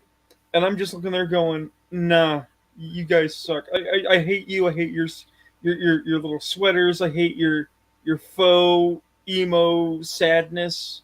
Right? For real, yeah. Especially because I'm both a long hair and a goth, and I'm not a mall goth. I can't afford to go to Hot Topic and buy black nail polish every day. So, I don't get to wear my uniform. And it's like back to back. What do we got? O.J. Simpson trial. Well, why does that matter? Because I knew people who swore up and down that he was guilty the day before, and then the day after they swore he was innocent. Right? Yep. And it's like, okay, well, what next? It's like, a Columbine happened. Oh shit! No, I can't. Can't wear my trench coat anymore because everyone thinks I'm the next school shooter. That's like, oh great. Which is how I got thrown out of high school. Actually, I got thrown out of high school a week before finals, and they let me come back for finals because my parents interceded on my behalf because somebody overheard me quoting Fight Club, and the part that they heard me quote. Oh no! They heard me quoting Ed Norton talking about why you don't talk about Fight Club because the person who writes this document is the guy who would go from cubicle to cubicle with a high-powered rifle, unloading round after round into his coworkers. Or maybe you shouldn't just bring every piece of trash you come across them. Right. Yeah. But ultimately, I had this period where it's like I was a metalhead in an unmetal country, in a bad place. Yep. Right. Yep. And for years, same boat. Yep. And for years, I was alone. And then I found Norse folk metal, right? And I was like, I've never heard this before. This is like D&D for my ears. I love this. Exactly. And that led me to from Tyr. I was led to Rhapsody, which was then Mighty Rhapsody, which then became Rhapsody of the Dragon Flame, right? And which led me to Luca Turilli and to a bunch of other bands. You've probably all heard of them. But the thing is that I tried to show it to other people. I'm like, hey guys, check this out. And they're like, no, this looks really cheesy. It's like, well, yeah, it's cheesy, but cheese is part of the fun. Come on, guys. No, nobody will give me a shot. It's like, oh. Well, I've got some news here because I did look up if Megadeth ever go platinum, and I came across this. This is actually from this year. Yeah. So just a couple months ago. There you go. Grammy Award-winning thrash metal pioneers and icons Megadeth were presented with plaques to commemorate the RIAA certification for platinum sales of There you go. 1992's Symphony of Destruction, the gold status of 1986's Peace Sells But Who's Buying, Nice. and the 1990s Holy War's The Punishment Due. There Bang! you go. They got platinum, son. They got But platinum. but that's the thing is around, let's say 2015. Okay, Yeah. I discovered this channel and didn't realize that this YouTube channel was a movement. That there was basically a neo retro metal movement, right? It's people who basically are like, look, modern metal's great. Nobody's saying metal's bad, right? But we're not into the post grunge wine core, whatever you want to call it, Right. and we're not into this overproduced Hollywood stuff where it's just, basically they're saying, let's call it. They're saying we don't like Linkin Park and we don't like um, crap. I can't remember the name of the band. And I was just talking to someone who's a huge fan of them. The guys who all wear masks. Slipknot. Yeah, so they're saying we're not in the Slipknot vein. You know, your mileage may vary on Avenged Sevenfold because sometimes Avenged Sevenfold is very retro, and then sometimes they're not, right? You know, can we not evoke the old school metal? Can we go back to the days of Dio and Maiden, right? And Right. so there's just this explosion of indie bands that are old school Maiden alikes or sounding like Dio or sounding like your favorite old school metal band, and I love them. I love them all.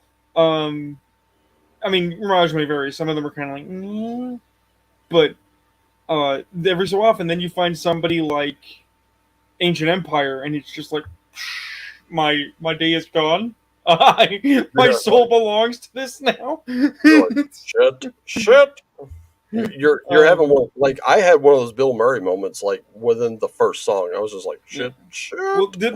Well, I think I also told you about Greyhawk the last time we were talking. Yeah. Which again, the thing that struck me was just how different the lead singer's voice was because it's such a strong voice. I want to say he's a tenor. You don't you get a lot of metal voices that they go for the low octave, or they go for or they go for really high. For instance, like I don't mind Unleash the Archers having a female vocalist; that can be great. But she and the woman from Battle Beast sound a lot alike because they both go for that ethereal tone, which does not. It does. I don't think it carries forever. I don't think everything needs to be that, right? But every so often you'll find a band where they're like, yeah, no, we're gonna hit that note really hard in the face. Yeah, I'm gonna throw you another band here real quick for your future consumption. Night and Gallow. Uh, they do this song on a link you called "Blood of Wolves." It's pretty neat. From the album "For Honor of Bloodshed." Yeah, I'll tell you this much.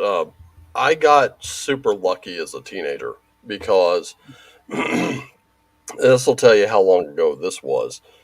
Walmart was still selling cassettes. Okay. I mean, there you go.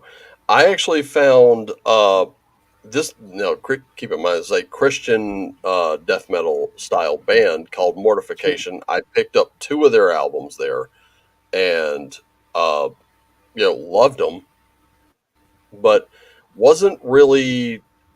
I want to say I was more into the first album than the second one that I picked up, which was the first one was like a self-titled album. The second one was Primitive Rhythm Machine. There was another one that I missed, and then I kept seeing Typo Negative Bloody Kisses there, and Warlock Triumph and Agony, and I bought both of those on the same night.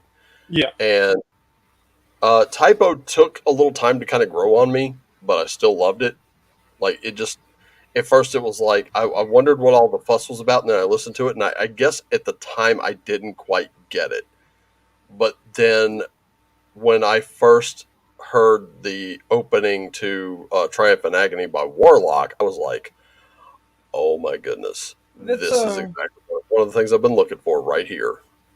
that's why every so often, I don't know about you. If you have somebody, that's great. But on my end, every so often you'll meet someone and it doesn't work out, and you accept that people are different, but you always Hmm. regret that it didn't work out, right? Because I knew this young woman in Battleground, which is a small town just north of the border into Oregon, right? And she and Right. I were pretty into each other, right?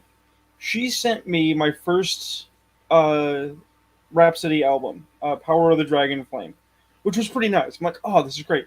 But she also, understanding that I was a very closeted goth, despite being like I was strong about it, but I was like, no, you can't just wear the dark clothes and go out, man. People will be after you. Yeah. I She was the one that actually uh, introduced me to my first death metal album.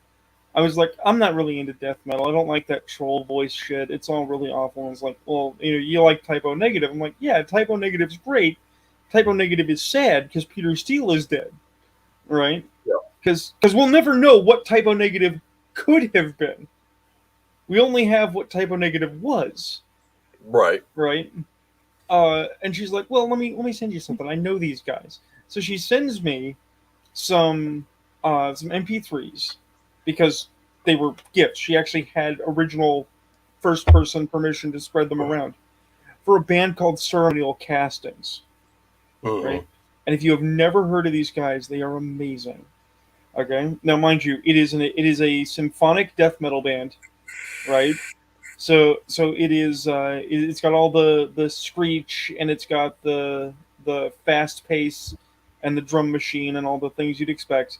But here's the thing: they take a serious interest in occultism because one of their two founding members has direct family lineage all the way back to Salem, Mass, and the witch hunt.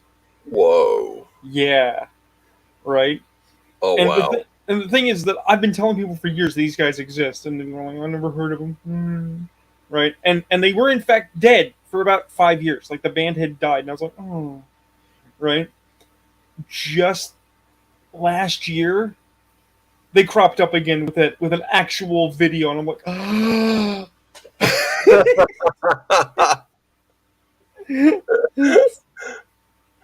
Oh yeah. because the thing is like for every kind of song that they do, right? They'll Yeah. have a song that is really great because one of their singers can do the Peter Steele voice. Oh He wow. can do the very deep, sonorous, you will listen to this voice. And it's like, yes, please, Dark Lord, tell me what I must do. I would like more, please. um, no, they really have something going. But again, it's like very niche, very hard to find. It's not because I'm one of those people that only likes niche bands. I like some general stuff. It's just that finding the good stuff gets progressively harder the more corporatized everything else gets. Yeah. You know, which oddly enough brings us back around to drug interest because I take my advice from Death Clock, and let's all face it, Death Clock is extremely corporate. They're quote unquote Hollywood death metal. First you get famous, then you get a crippling drug habit. Oddly enough, I just found ceremonial castings on Spotify. Yes, they are on the Spotify. So definitely going to give them a follow. And I can. Our I Journey Through Forever is an album from this year. 1996 is also an album from. Oh, these are wait, yeah, these are releases. So they've had 3 album releases. Looks like this year alone. I mean, are you They've sure had those aren't? Are you sure those aren't uploads of old albums to Spotify this year? Or, could be, but we mm, have Desecration of Grace, Midnight Death Cult Phenomena, Our Journey Through Forever, Salem 1692. That was a re-recording from 2020. yeah, yeah.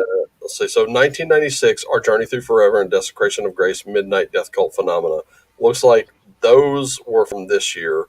2021 saw Immortal Black Art, and 2020 saw 3 more albums: The Devil in Salem, Obsidian Spells of Hysteria, and Damned Be Those of the Craft.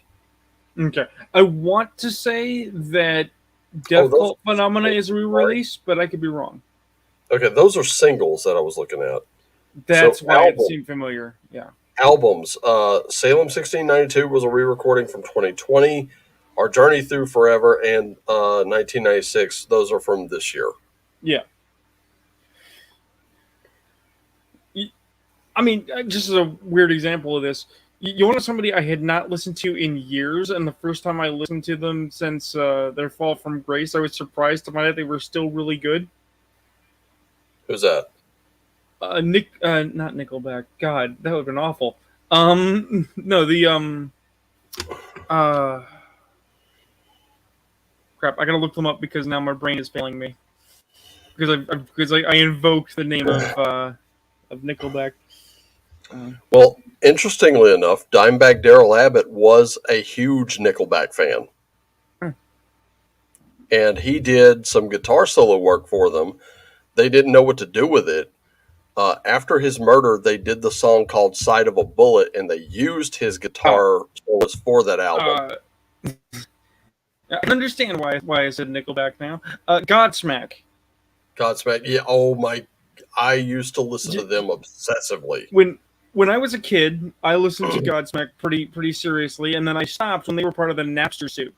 I felt personally betrayed, not by Metallica. I didn't know they were part of that suit. They were part of the Napster suit. Yeah, they did not like the fact that people were grabbing "I Stand Alone" and not paying for it. Mm-hmm. You know, and it's like, so I didn't listen to them for years, and then by some metric, a song by theirs called 1,000 Miles Per Hour fell into my lap, right? And it literally, the lyrics are literally about how they lost it all and they have to start all over again. And it's like, yeah, you know what? I'm okay with that because now you're focusing on what matters, which is the music. And the answer is be badass. Be good at the music. Don't give in to the corpo. Honestly, that was a song I really didn't care for. Like, I didn't care for it. Like, I don't know why, it just didn't resonate with me. Voodoo 2 didn't, but just about everything else to me was great. Like, I don't know why I loved it so much. All I knew was that I loved it. Well, the original Voodoo is what got me listening to Godsmack originally, because it was the opening theme to the show Fear on MTV, which was one of the first reality TV shows, and it's almost forgotten mythology now because people don't even remember that one. They remember The Real World, that piece of garbage, and they remember later imitators like Celebrity Paranormal, right? But nobody remembers Fear. Nobody remembers when MTV literally, innovated the process of we're going to get some doofballs, we're going to send them to a supposedly scary location, and we're going to have them do funny little games until they scare each other, and we're going to film it for your amusement. And the thing is that for whatever reason, they said it was too expensive. It's like, how is it too expensive when it's literally the highest rated thing on your channel every night that a new episode drops? Probably new setup options. They got to come up with something new like all the time, because there's no way reality TV is actually reality TV. Right. Even like some of the people like I didn't know this till years later. I used to watch Cops with my dad all the time. Yeah. Loved that show. I thought it was awesome. And then when I went to work at corrections, I noticed a lot of my inmates were watching it and laughing. And I actually caught one, and I was like, "Oh, what are you guys laughing at?" And they're like, "We see all the stupid shit we used to do." And I thought, okay, so that's, when people were talking to me about reality shows and reality TV, I'm like, nah, Cops got it going on. I didn't know this, but they actually had to get signed releases from the people that got arrested in order for them Right. to appear on the show, and the production company failed to get some of those releases and ended up getting sued over it successfully. And I was Well, like, oh shit. well, there's that, and it's another story of how Washington ruins everything for other people. So there's a guy. If you've ever seen the show World's Wildest Police Chases, Oh yeah, named Sheriff John Bennell. yeah, I'm familiar with him. Yeah, Are you familiar as to why he's retired? no, Because he used to show up on Cops, and he was on a couple of episodes of Cops that were up here in Washington State, and he would go around in his sunglasses, and he would look pretty cool, and it became known. It was informal lore that basically he would go around to briefings and whatnot and go like, "Okay, guys, remember the guys from Cops are watching, so let's be movie stars." oh, Okay, he was one of the guys encouraging people to be like, "Take the car chase, make the oh interesting no, video." Yeah, and it's like oh you dumb. So when cops started getting in trouble for that stuff, when people started noticing and asking questions about why are cops taking all these dangerous risks to catch a red light flight, yeah, right? He was quietly encouraged to take the early retirement, uh-huh, yeah. and now he gets to be on TV. Oh, they lured him away with a lucrative contract, no Oh, doubt. you know they did. Yeah, no doubt. Like no Um, doubt behind that happened. but Jeez. yeah, no, I mean, my family is weird. We are nobody from nothing, right? But like we know people.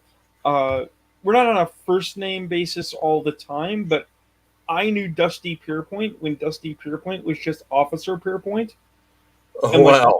and now he runs for government. We've never spoken in decades, but I know him. Oh my goodness. That's completely crazy. And you know, like a lot of these reality shows that got put on TV. I think I actually watched one episode of the Jersey Shore, and I was like, I don't fucking get it, and I just never watched it again. I just like, I I don't understand it. I my mother. Because you understand, I'm always talking about how I'm not racist. My mother's not a racist, but Right? my mother was born on the East Coast, raised in small town Pennsylvania. You pick up certain beliefs and opinions about people. And then when you travel along the coast, you pick up certain beliefs and opinions about people. And when she heard about the Jersey Shore, she was like, why do I want to watch a show about a bunch of widows? It's like, Mom. It's like, I don't want to watch a show about a bunch of Jewish American princesses getting slapped around by guys with tans. And it's like, No kidding. Right. It was and worse than that.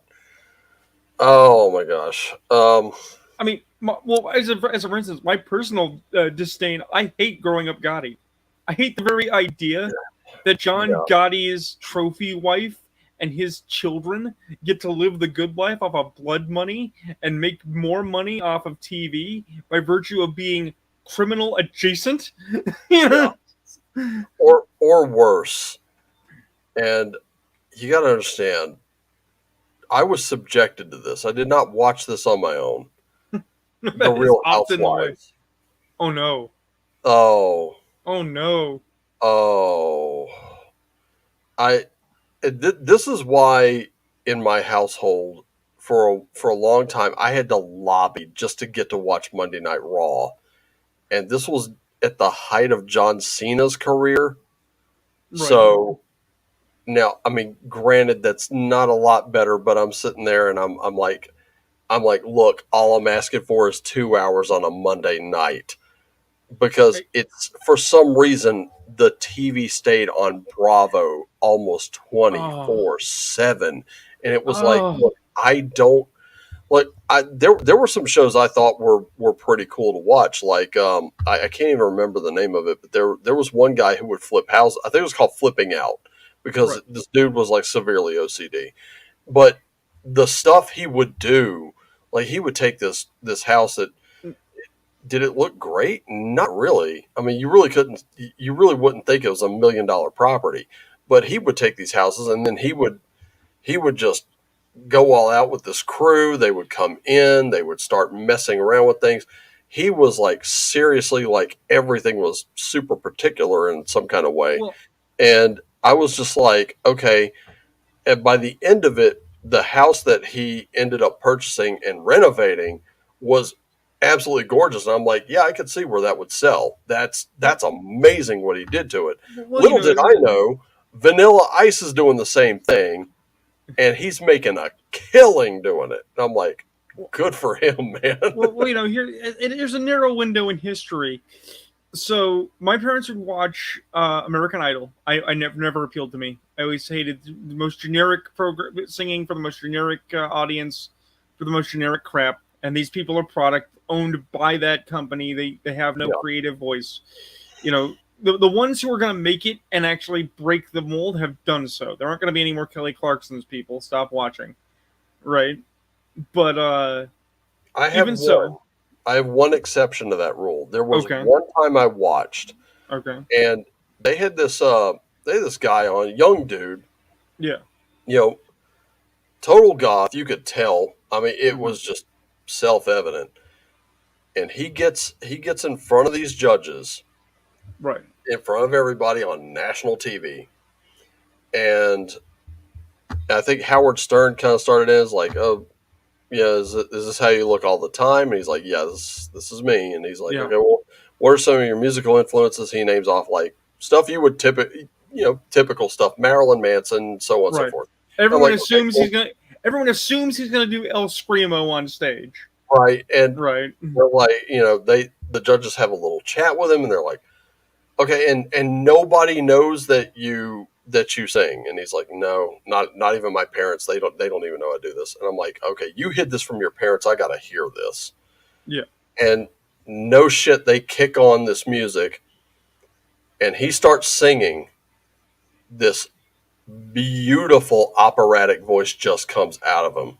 Nice. It's dark, it's melodic, and I'm like, whoa, shit, where did this shit come from? Right. Because I have no idea how he got that from those influences.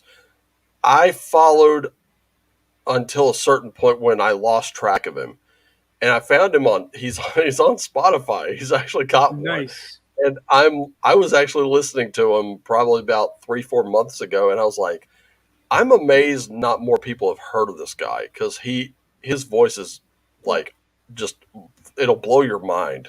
Like it's Well, crazy. there's a guy. I forget his character name, but it's someone's pity party, and he's a clown. He's not Oh like a yeah, Picaro. yeah, I know the one you're talking about. Yeah, I love that guy. He's not like a Picaro, and he's great. He has the most beautiful voice. It's amazing. He's in a Mastodon music video, which is great. Yeah, he's in the music video for Holy Grail White Whale. Oh wow. Yeah. But Oh, what was it? I'm gonna look him up real quick because we got to get his name out there. but no, like I said, narrow measure in history. My parents used to watch American Idol, and then my dad would watch a BBC gardening program where people were refurbishing their gardens like in 3 days, right? And then my mom would watch, of all things, Queer Eye for the Straight Guy. And we're talking Gen 1, Season 1, when it wasn't Right. half as offensive, And I would end up watching it just because it's there. Not because I'm into the fact that they're gay. I'm into the fact that these guys are really good at what they do. Damn. Right? Puddle's Pity Party. Who? That was the name. Puddle's Pity Party. Yeah. I kept thinking, is it Puddles? But I was like, no, it can't be Puddles. Yeah. But then, my dad would watch Ozzy Osbourne's reality TV show. Oh And yeah. that is why I do not talk about things that I am attracted to on a personal level in public. Okay? Well, because here's the thing. I can appreciate a beautiful woman. I can appreciate a handsome man. I make no bones about the fact that I both want to play D&D with Vin Diesel, and if Vin Diesel said, "Hey kid, why don't you get under this table for 5 minutes?" I would go. Right, yeah. Right? But I don't like talking about what I am personally attracted to because my old man used to talk about watching Ozzy's show, and I'm like, man, I don't want to watch Ozzy's show. It's like, well, why not? It's like, because Sharon Osbourne's a monster and Ozzy's a burnout, right? And my dad would be like, yeah, but that daughter, yeah. I'm like, dude, Oh my God, dude, Kelly. you are too old. For She doesn't know you freaking exist. And if she did, you'd be that disgusting old man she wants nothing to do with. Please stop inflicting this on other people. I think my favorite part of that show was Kelly comes home, apparently like super pissed off because her older sister Amy, who did not appear on the show, was like trying to make doctor's appointments for her and trying to do something like that. And of course, she's pissed off and she's venting about it. And Ozzy's like, well, does she know anything about your situation? And she's like, no. He goes, well, then fuck her. I'm sitting there going, oh my God, he's talking this way about his kids. This is crazy. And of course, Right. the kids are throwing out expletives left and right. And I'm like, and my mom watched this show and she's like, oh, this is the cutest thing ever. And I'm like, if I so much as went fuck over a video game, you came down on me like a month of Sundays and you think this shit's cute? Come on. And no kidding, she in the same moment she turns around and she's, watch your mouth. Like, come on. The thing that will always keep me warm on darkened nights is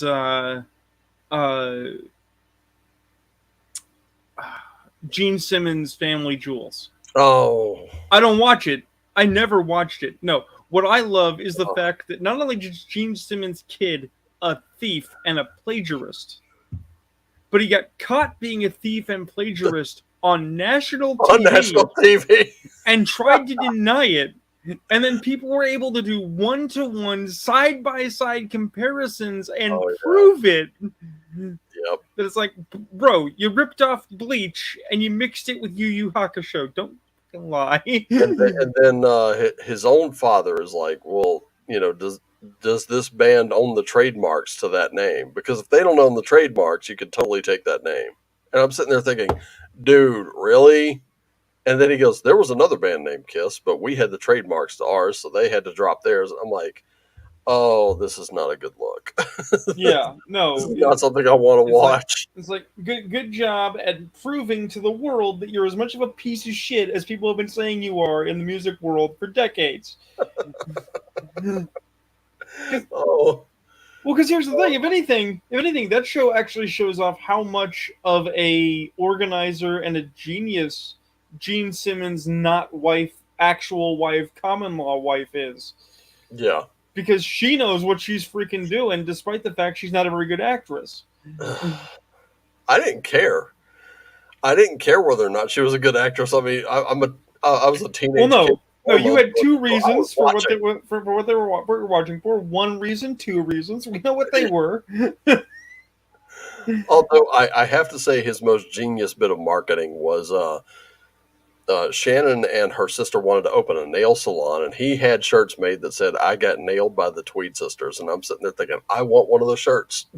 I don't even need to have my nails done. I just want one of those shirts. Oh, yeah. No, that's the thing. You gotta give credit where credit's due. Whether you like him or not, Gene Simmons is a master in marketing. He knows what he's about. I gotta give him that. Yeah. If anything, my biggest criticism of Kiss, besides that time that they went bubblegum, is they make terrible comics. They make absolutely terrible comic books. Yeah, but still, there's that issue where they had blood drawn from them and they poured it into the red ink. I still want one of those just because of how valuable it is. But there's no way in hell I'm ever getting one. True. That's a unicorn that I'll never get. I wish we'd get a more fair shake. Even though he is much older now and couldn't do the same sort of acting he did previously, Dee Snider is a underestimated talent. You might not agree with his various politics points, but he made a movie. And if you've never seen Strangeland. Strangeland, it's great. Yeah. Strangeland was awesome. He I'm was not, he was a great movie villain. and yeah, but the thing is, he was also the director, Mm-hmm. right? Yep. And that's the thing. It's like he made a movie that not only talked about, what if a bad guy was on the loose in a small town, right? But And on actually the internet. address the idea of what if we caught him, and how would this affect the community that would not be as forgiving as the law, Mm-hmm. right? Yeah. Which is a profound statement, because he was gonna make a go of being a better person and not being a murderous psychopath.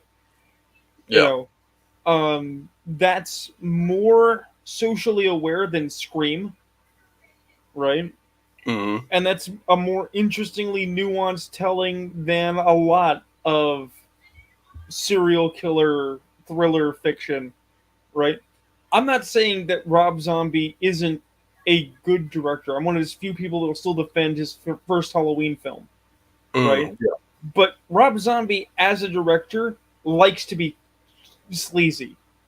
He Yeah. likes to invoke grindhouse. He likes to be really dirty and grimy, and that's kind of his style, and that's fine. But he had the ability to work clean, right? Dee Snider made a movie that is a intelligent, thought-provoking film and a horror film of quality. We need more of that stuff. Well, there's been rumor for years that Snyder was going to do Strangeland 2, and I was like, I don't know how he could do that unless it were a prequel, It's because Captain Howdy got it got torched. it got turned into a comic. Oh, did it? I've not read it, but I've seen its existence. It's called Disciple. So I think it is a sequel, and the notion is that during his time being Captain Howdy, Howdy at least trained one other person to do what he was doing. Right. Because one of the more interesting elements to the Strangeland story that is not addressed often is he wasn't actually murdering people.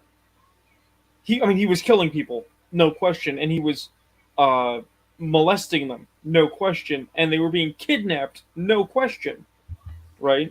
He was But also he was mostly torturing them. what was killing them was shock from the long-term systemic torture, not stabbing you in the eyeball with a butcher knife or a handful of claws or what have you. So that's another element that it makes sense that the government would look at it and go, no, he's got to be crazy as a loon, because nobody would just torture people and think it's for their own best interest. He goes to the happy home, not the prison. Right. Also, I mean, if you really think about it, that movie, in my opinion, did Hellraiser just a touch better, because it set it in reality. And then on top of that, this guy was doing, like, I mean, if you looked at him, he had extensive body modifications and had a religious experience through it. Now he's like forcefully sharing it. Like, Right. You didn't need a magical MacGuffin like a puzzle box to make that happen. All you needed was the internet, and he lures you in, and then boom.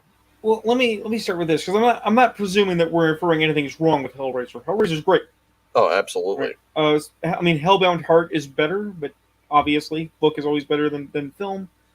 The thing is that you also have to consider it's what 10 years separated, and Dee Schneider is an American making an American film, whereas Mhm. Clive Barker is an Englishman making a English film in America. Hmm. Barker, I mean, lots of people made it out. It's like, well, he was closeted gay. That's part of it, but it's also the enculturation of quiet desperation, and we don't talk about sex and we don't talk about sexual content.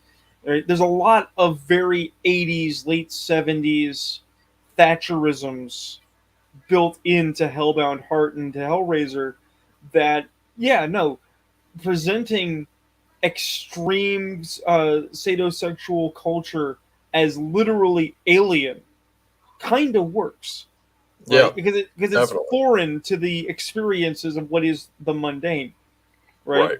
But then you look at Strangeland, and it's not that again, it's not obviously it's not foreign or alien. It's even more sort of in line with ye old satanic panic angle. It's underground.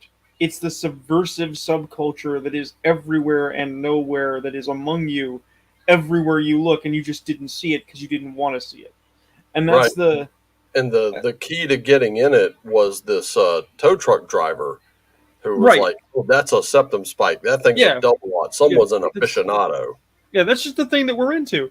And then even though a lot of people speak ill of the various police officers and their actors, so I don't think we're particularly bad working with the material, right? I really love the idea that you have these early '90s pre-internet cops, right? Who are like, okay, I'm gonna look at this magazine full of this extreme body art. What the fuck am I looking at? This is not what I was raised with. This is Yep. not okay, because you have to imagine, well, who are these guys, these stock characters? It's like, we have to assume like they were football, or they were prep, or they were any number of other things that were socially acceptable as young people, that said, I might sneak out for a beer with some friends and grope a girl in a parking lot, and she's into it, but that's the limit of my adventuresomeness because I'm going to go off and be a cop. Yeah. Right? Right. It's and then what are you exposed to? You're exposed to the idea that there are people out there who a quick backseat grope when in our teens, and then drinking a beer, and then cutting our hair and getting a job was not our life path. It's Right. you know Yeah. profoundly This was different. yeah. Of course, that they played with themes that other themes that people didn't quite understand. Like, I mean, Captain Howdy brings it up. If you do this, that, or the third, it's fine. No one really bats an eye. But tattoo your face, and suddenly it's something Right. that nobody's ever seen before, and they're horrified by it. And you're looking at this guy, and you're like, okay, you're kind of oversimplifying it because what you've done is extensive. You tattooed half your fucking body, dude. And then on top of that, you've got piercings coming out of everything that, probably shouldn't be there. But I mean, also I've seen worse, or actually I shouldn't say worse. I should say more extreme examples since then of Well, let people me completely modifying their bodies. let me posit a trinity, and it's going to seem really weird. We're going to use movie examples, okay? So the most recent one is the Jeffrey Dahmer movie on Netflix, right? With the Okay. kid from American Horror Story, right? Mm-hmm. Now that's a real life, real world serial killer being presented in a biopic, and people are arguing about it. I kid you not, about it's wrong to sexualize serial killers. We shouldn't make them cool, sexy people, which is true. We really shouldn't. But also, who the fuck is sexualizing Jeffrey Dahmer, or trying to make him out to be a misunderstood little boy when he was murdering people to make a sex zombie so that he could keep them forever, and was kind of a screw up at everything he ever tried. Yeah. Right? You want to feel sorry. You want to feel sorry for someone. Feel sorry for Ed Gein, who was literally the victim of schizophrenia and an overwhelming mother, and was the protochild for Robert Bloch's Psycho. That's a tragedy. Dahmer's not a tragedy, right? Yeah, Dahmer. So, I still remember when that case broke, right, and I can tell you this much: every one of us, even death metal head me, was completely horrified at some of the shit this guy right. did. And I But then still you, remember the jokes, like Jeffrey Dahmer's mother came to his house or came to his apartment for dinner. They're eating, and she goes, "Jeffrey, I really don't like your neighbors." And he goes, "Well, pass them this way, and you can have the vegetables." Or why did Jeffrey Dahmer renovate his apartment to make more headroom? I nice. still remember those. Like, I they're completely sick, they're completely twisted, but they were accurately I reflective of the person that you're dealing with on TV, and you're seeing him, and you're like, oh, this guy I is messed up. I had never heard of those, but no, my experience was just very quickly that like Dahmer and Ridgway were the breaking of the mystique of Bundy, because Bundy had convinced us, and to a lesser extent Ramirez had convinced us that serial killers weren't necessarily cool, but they were somehow like socially adept super chameleons, right? And like Almost here's a romanticized a bit. right. They Yeah, became our super villains. yeah, And then you see a succession of guys is like, no, this guy's kind of dumb. He just got away with this because no one was looking. He wasn't skilled or capable or reasonable or any of those things. no, Um, but that brings us to our next in the Trinity. Right in the middle, you have the apex, which is Hannibal Lecter. Now, Hannibal Lecter was a monster in fiction designed to be the impossible. But what happens if someone actually brilliant becomes one of these things, mm, right? And we're going to ignore the book Hannibal for a minute, which turns him into an anti-hero, right? But mm. now you got people who literally they like Mads Mikkelsen's depiction and like, oh, Hannibal Lecter is a queer-coded villain. It's like, no, no, Not at all. what's Not at wrong with all. you, right? Because the thing about Hannibal is that he's brilliant, but he's socially acceptable, and if you fail to be socially acceptable, that's what gets you killed, right? Exactly. If you've affronted his narcissistic, megalomaniacal perception of what is aesthetically pleasing, you're on notice, Yeah. right? So, And real quick, okay, just got this. There's been a new announcement in the tribe, which we've been kind of leading up to this, but for any women thinking about joining the tribe, there's actually a group that is specifically for you, and this is something that Keeley came up. Keeley and a couple of others have come up with that we actually have a complete section completely dedicated to the women of the tribe. Keeley's running it, and it's open. It's for the shield maidens and witches, for the female part of the tribe, where now they can have open discussions on palm reading, tarot, rune spells, oracles. It's a little sacred space where you can vent, celebrate everyday life, and rules are exactly the same as the main group. So any of our females who are watching, if you're thinking about joining, also join the women's group. If you're already a member, you can become a member of the women's group, and there you go. It's basically a space for the ladies. Nice little place where you can go and gather and talk about whatever you want. So we got a space for our shield maidens and witches, and yeah, baby, good well, I mean, news. for the ignorant here, what is the tribe?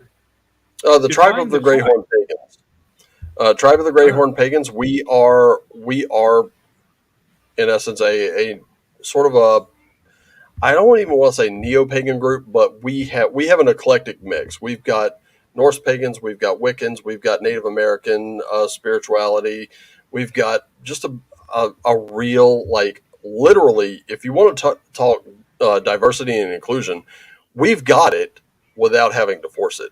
It's literally Right. organic. And I guess I've been actually kind of thinking about this, how to present it, and I could present it in this way. Very simply put, you're not going to be penalized for what you think. What you think is going to add to the discussion. So you come on in. I don't even think we have that many rules. I mean, we really don't. I've seen groups that will actively suppress any kind of dissension. Here, we welcome it. If you've got a dissenting point of view, it's completely fine. We'll talk about it like grown, adult, mature people, and then on top of that, it, like I said, it adds to the discussion. So even stuff I've said where I've offered a dissenting opinion, it got discussed. It wasn't, no, you shut up, you don't say that here. It's, that's interesting, I didn't think about that, let's look into that, and we all learn together. So really what it is at its core is a group where we actually research stuff from history, from texts that we find. We do have a library of books that we can share. So if you don't have access to a certain book, look in our library. The PDF's probably there, and you can read it right there. Um, but we're just kind of this eclectic mix. We mingle together. We have about, at present, let me have a look, 115 members right now. Oh, shit. And when I joined, I think we were about at 30 or 40. And yeah, it's a great time for everybody. Like you come in and you could just, Um, even if you're just curious, you can totally join. And I will bring. I'm going to put the link right in there. As a matter of fact, I am. let me grab that. I started a server over on Discord, called Old Man Gaming, with some friends of, and the premise is that eventually, borrowing things like my house goes away, it's going to be a podcast. We've never been able to figure out just what the medium or the content should be, other than a single broad spectrum notion, right? Which is that there are ways of doing things and mechanisms for gaming that are um, being lost by newbies who have no idea what they are. Okay, what do I Right. mean by that? I'm not talking about things like, Um, and here's 6 ways that you can improve your DMing. It's not that, right? It's like, okay, you're in a tunnel. I get You what see a it door. is. How do you approach that door, right? Most people be like, well, I just open the door. It's like, no, you don't open the door. First, you get at your 10-foot pole. You poke that door. Did it explode? Did it try to eat the stick? No. Great. Scan the door. Okay, is the door alive? It's not alive. Cool. Now what? Look up, look down, look left, look right. Look for traps. Look for keystones. Look for flagstones. Look for language. You know, all of these multitudes of steps that back in the day we used to basically write down on a piece of paper, hand to the DM, say, "This is my standard operating procedure for going through a dungeon." Right. Uh, Things that could help newbies today that need to be preserved. But the reason I bring it up is because Old Man Gaming has exactly one rule. And that one rule is don't be a dick. That's it. That's really all you need. Yeah. Yeah. Well, the way it's been described is kind of like that bit in Men in Black. Don't start nothing, don't get nothing. Right? Don't start Uh, nothing, won't be nothing. Yeah. It's also described as the idea that, look, having disagreements is fine, right? Having nocturnal arguments is fine, but when you start acting out in a way expressly to take away other people's fun, to hurt them, right? That's being a dick, and that can extend to willfully not paying attention to how you're affecting other people, Mhm. right? Yep. Which is very different from hurting other people because you didn't check in with them about their acceptable content. We're not Well, I talking could- about the lines and veils and X card BS where it's like, I Yeah. can't handle this. It's like, no, if you have a problem, be upfront about it. Then if somebody continues to push, he's the dick. You know? Right. And I think DM Bloodworth said something over Twitter, which I happen to agree with. He's like, everyone at my table is welcome. You're welcome at my table as long as you're here to play. And the minute someone Right. brings up like those lines, veils, X cards, he's like, okay, you're not welcome at my table, not because you're a bigot, but because you're not here to play. Right. You're here to engage in some weird fucking activism that doesn't have any place here. But Exactly. Stein, you're back, dude. Yeah, just Let's with talk. the, Let's with the talk new, about this because this with is the, this the is new something- announcement and all. I thought I'd Yeah, like to let's warm talk up. about that because I have been watching, even though like I've been kind of. It seems like I've been away. I've still been checking in, I know. but yeah, this has been kind of brewing for what, about a week or so now. Well, Keely came with the idea, or well, like made the idea concrete, so to speak, because the tribe, the main group,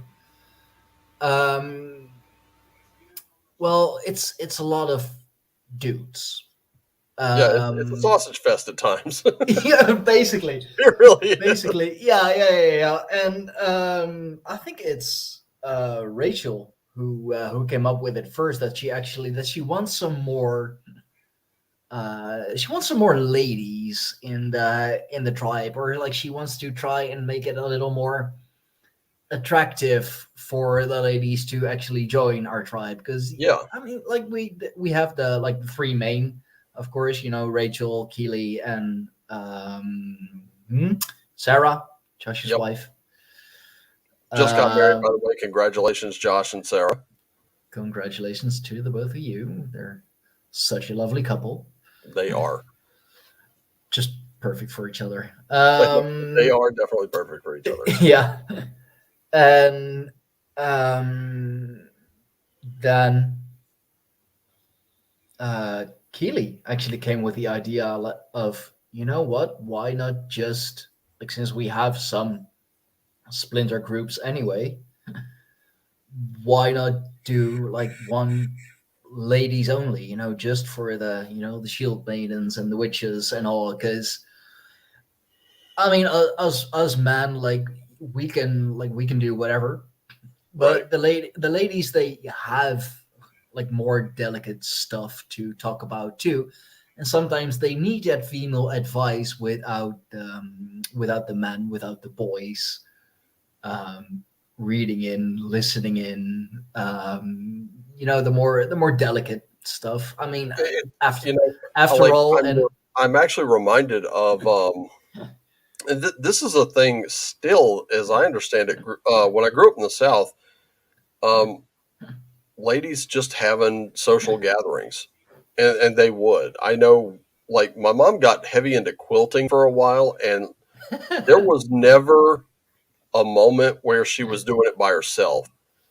If she ever was, it took time, but one day it was like a game of D&D. You'd see her and like four or five other women sitting there stitching around this big fucking thing. I mean, they got this thing and they're wrapping it, you know, it's getting yeah, narrower and narrower, and they're stitching the hell out of it, and the whole time they're just sitting there talking about what's going on. just gabbing So and yabbing, and yeah, yeah, it seems like this is sort of like a social for them, and I'm like, hey, you know, I get it, because quite frankly, there are going to be times where they start talking about something, and I'm like, I'm out, because yeah, I have no idea what you're talking about, but just you yeah, do, and you will work that out, and I'm sure you'll bring it back to us with the relevant information. sure, sure. The thing is with the ladies group, with the women's group, it is at the moment, of course, it's like a private group, invite only. Right? Makes sense. The, Yeah. I mean, if you make it a open group, it's basically gonna be just like the tribe, but smaller, Again. which defeats the whole purpose. Yeah. Um, no, yeah, like Rachel kicked it off with that comment. Keely just, you know, let it, as she does, you know, she thinks it over, meditates on it, has a cup of tea over it. Um, Good call. and yep, exactly. And like now, especially with you know, Sarah being added to the inner circle, you know, the admins. Has joined us. Oh yeah, like, you know, it's now, like, now finally it's equal again. Like, you know, you, me, Josh, and then Keely, Sarah, and um, Rachel. Thanks a lot. Rachel. Yeah. Yeah, it's a long day. By the way, I So gotta congratulate Rachel too, because she recently got engaged. yeah, Yeah. yeah. So Another we've got Josh and Sarah another got arrow to the married, knee. and then Rachel and Jim just got engaged. So congratulations to both of them. Very nice. And everyone is just like now pushing for me and Keely, like, Yeah. huh? You know, what's gonna happen? What's it gonna happen? It's like we really want to, but you know, Netherlands, US, Yeah. it's a little more. There's a It's a little more process difficult. involved. Absolutely. It's a Yeah. little more difficult. Yeah. That is my problem. Is women are more interested in me the farther away they are, and the harder it is for me to get in contact with them. Yeah. Like in Dutch, we actually have a saying for that. Wat je van ver haalt is lekker. So like from like from the further away you have to get it, the better, the tastier, the Oh, it yeah. is, you know. Yeah. Just it's Yeah. like that, kind of like that exotic fruits. Like it's really hard to get. But The it's higher just up in the tree you go, the so good. sweeter it is. Yeah. Yep. Exactly. Yeah. Now, I mean, now I'm like quite a lot taller than Keely is, so I guess you could say I'm the tall tree. But On a random subject change, but not really. It's just something relative to what you were saying just as you came back, and I went to get some coffee because I need my fluids. Ew. One of the one of the things that I have always had difficulty with in the pagan community, such as it is, and what eventually led me to heathenism, Odinism, Norse paganism, whatever you want to call it, was shock of shocks. I'm a dude, and No way. I know, right? What? But I mean, does your mom know? the beer kinda does give it away, though. how dare yeah. you presume my gender?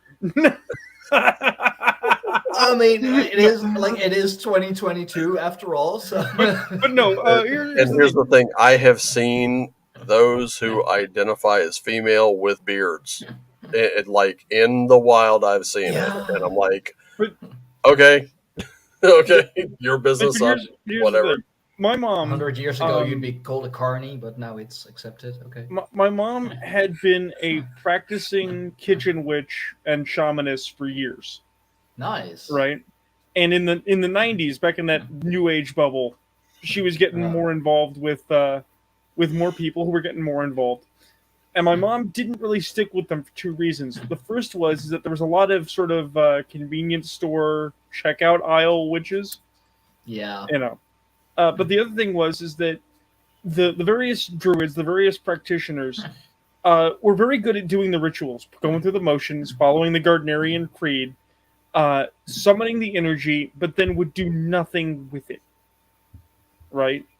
Because the purpose was performative. I did the rituals. I've done magic. It's like, yeah, but what is your goal? What do you Did you follow Yeah, through? that's Yeah. It's kind of like Um blue balling yourself, but right, magic. but the It's other like thing you've gone through the motions, but not the release. but the other thing that, It's like that I masturbation noticed, without payoff.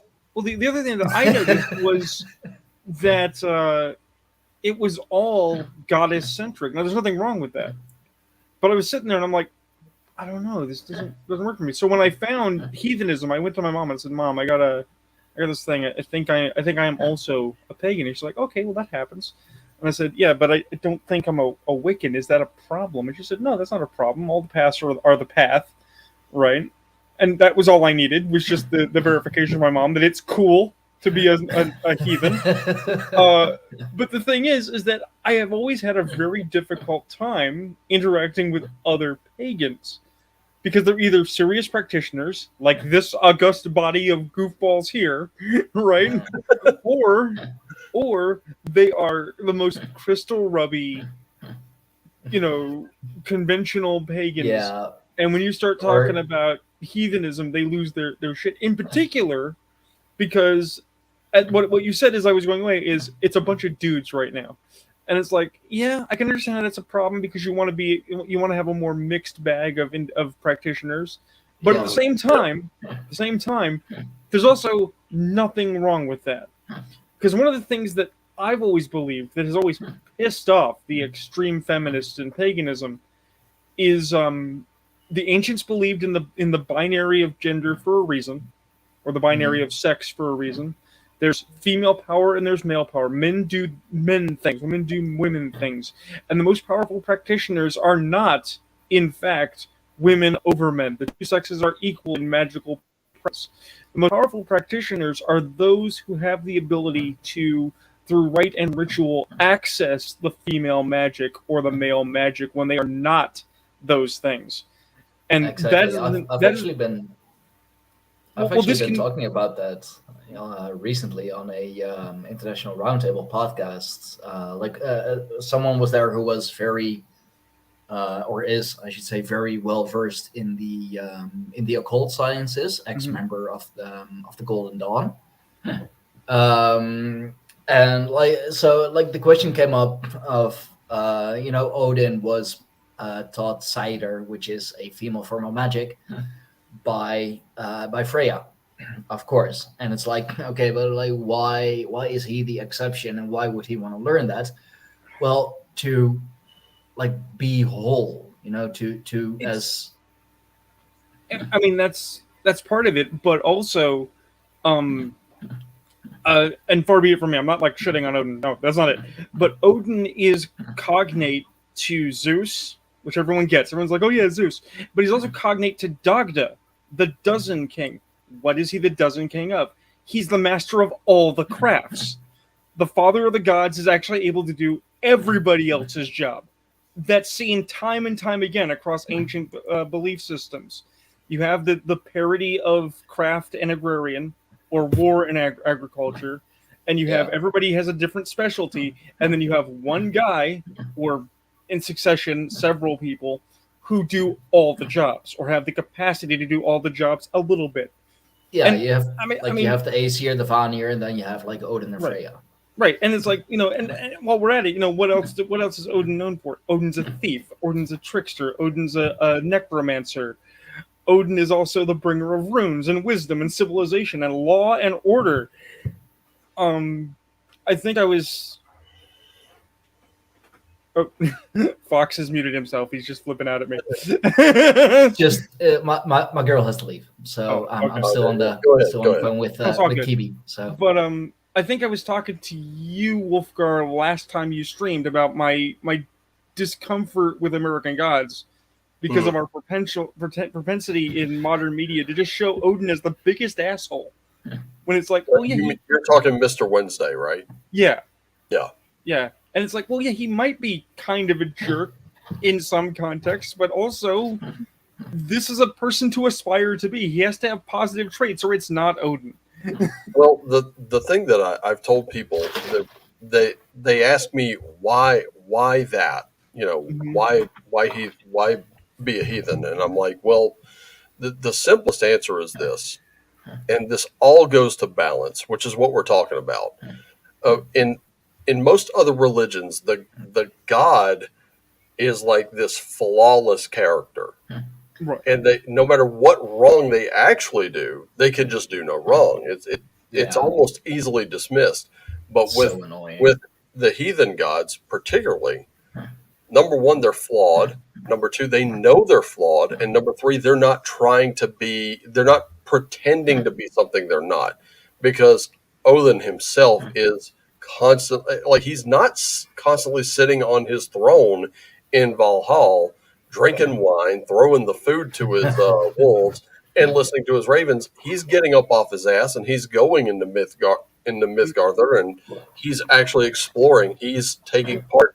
He wants to be as wise as he can be. That's why he is the wanderer. Exactly.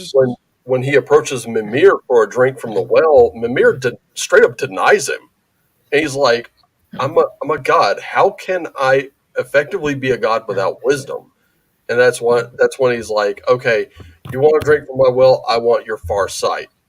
And honestly, this is just a theory of mine. It's just kind of what I extrapolated from the story itself.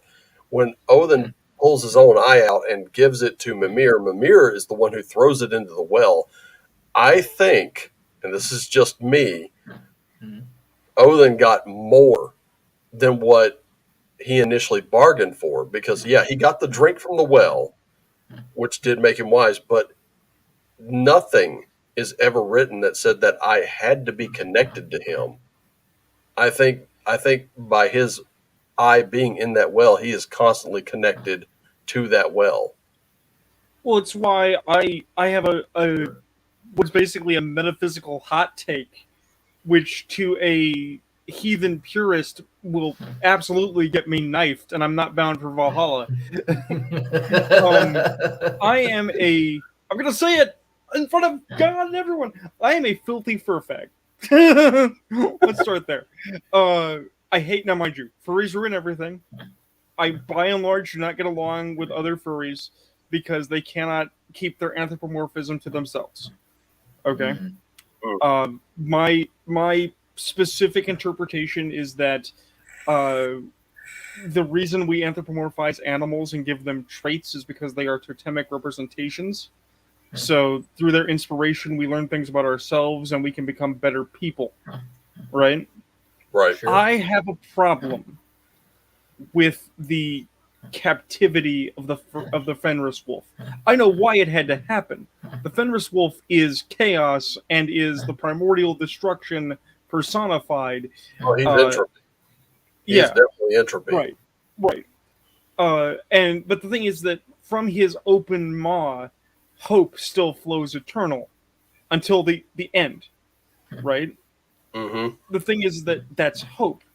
So he's also giving the universe hope by his imprisonment, right? And the gods are all about subverting their fates, seeking to defy their fates to avoid the inevitability of Ragnarok. It's going to happen, but that doesn't mean there isn't nobility in the attempt, right? And that's where that's where I get into the problem, is that the Fenris wolf was imprisoned for nothing worse than being itself. It is what it is. It was born to do what it does. And it was fooled into being imprisoned by the fetter, and it did bite off Tyr's hand, right? But at the same time, the gods had to trick him into it. They had to break the law, the spirit of the law, to capture an entity to enforce the law, which is just one of those cosmic paradoxes that's going to lead to Ragnarok. I think we even Stein. I think we touched on that during one pod. I think it was during the Ragnarok podcast where we discussed that, and we said we've done 4 so far. So which one? I think the third one, where we were talking about it, and the supposition was that, or the speculation was that Odin actually brings Ragnarok kind of on himself because he's given that prophecy, and then he goes through all of this to try to avoid it, and Fenrir feels betrayed by him. Right. And by doing that, he makes it a self-fulfilling prophecy.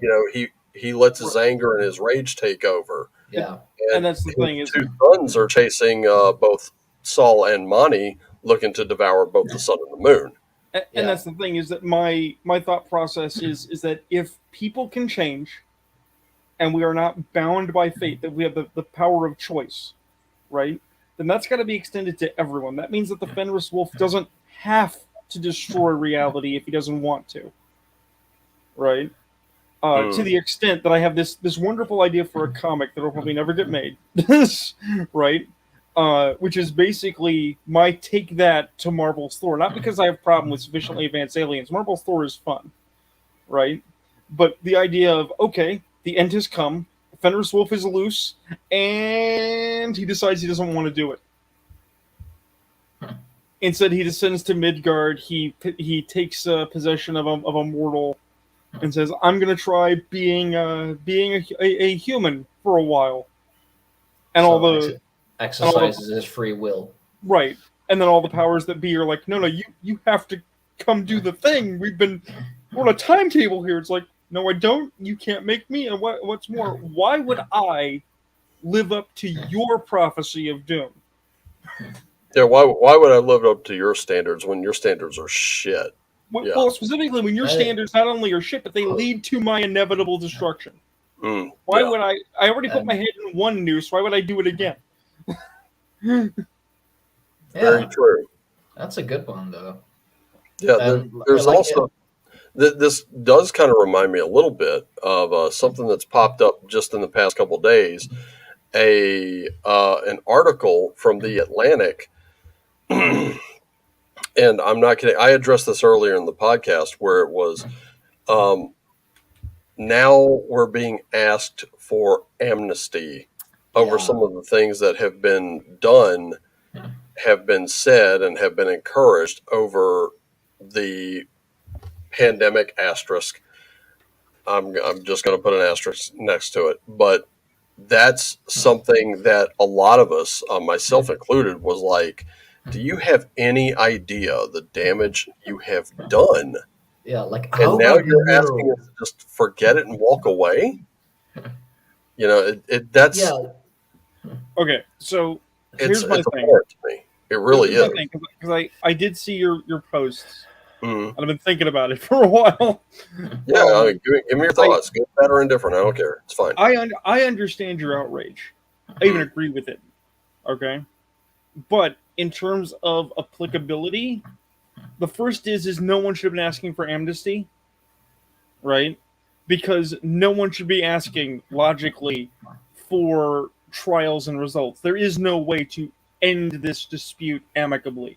And what I mean by that is that you want to go after Johnson and Johnson or whoever for their ill-tested injectable that they put into people's bodies. Their medical I experiment. I mean, yes, class action lawsuits exist, you're the medical right? experiment. Yeah, like I said, class action lawsuits exist. But the fact of the matter is that you ain't going to get them. And even if you do, even if you somehow do bring Johnson and Johnson to heel or one of the other providers, right? Trump's not going to jail for his wild mismanagement, right? No. There Yeah. are so many people on both sides of the fence who either pretended it didn't happen and let it be worse, or tried to rush something out and made it worse, that all need to be held accountable. Many people need to be held culpable. And then at the bottom level, quite frankly, deniers need to be held culpable. The people who are like, well, there's no pandemic at all. I'm going to go expose as many people as I want. Those people need to get punched in the fucking face. There's no positive, like, restitution on any level for this problem. It's literally something we just get to eat and be pissed about. Still, you see so many people just spouting nonsense like, "Oh, tribunals, tribunals, tribunals." It's like, Nuremberg 2.0. So It's where like are they? When it's like when is it gonna happen? it's like I said right at the beginning of the podcast when we were talking about weed and Osama. We should have brought Osama to the Hague, and we didn't. We killed him. Right? You want So, a Nuremberg? allegedly. You want a Nuremberg too? Fine. Who goes? Who decides who goes? Yeah, that is a everybody problem. everybody just wants to say that they want it, like pretend that they're so against it, and whenever like, oh, Look, I'm a freedom fighter, I am Look, for I'm those trials. I'm I gonna brought the say same point up many times too. I'm gonna Like, say I'm gonna say a hot take that is not gonna earn me any friends. People will hate me now. We can't take anyone to jail over this or to court or whatnot because we're all prostitutes. We were already paid for getting screwed. It was called our stimulus package. That's interesting. That's Not here in not the something Netherlands. No, not in the Netherlands, no, but in But America. yeah, here in America, yeah, that is something I have not considered. The other thing that I did consider, and this goes against what I posted, which what I posted was just a series of things. We could skip the Nuremberg 2.0 thing. Yeah. I would be happy with these people being stripped of their jobs, their titles, all that. Now they get to work those shitty entry level jobs. Now they get to be baristas and all this other shit, and they get to live on the absolute bottom. And in a realistic world, I mean, in an ideal world, I agree with you. But in a realistic world, you and I know that's not how that works. True. You and I know that's not what's going to happen. True. However, one of the things that I did consider, and it absolutely fucking infuriated me. I literally had to just put my phone down and go do something else Right. because it was just this thought. Nobody fed it to me. It popped into my head, and the thought was, okay, like you said, realistically, how can we implement such things? Well, obviously we can't.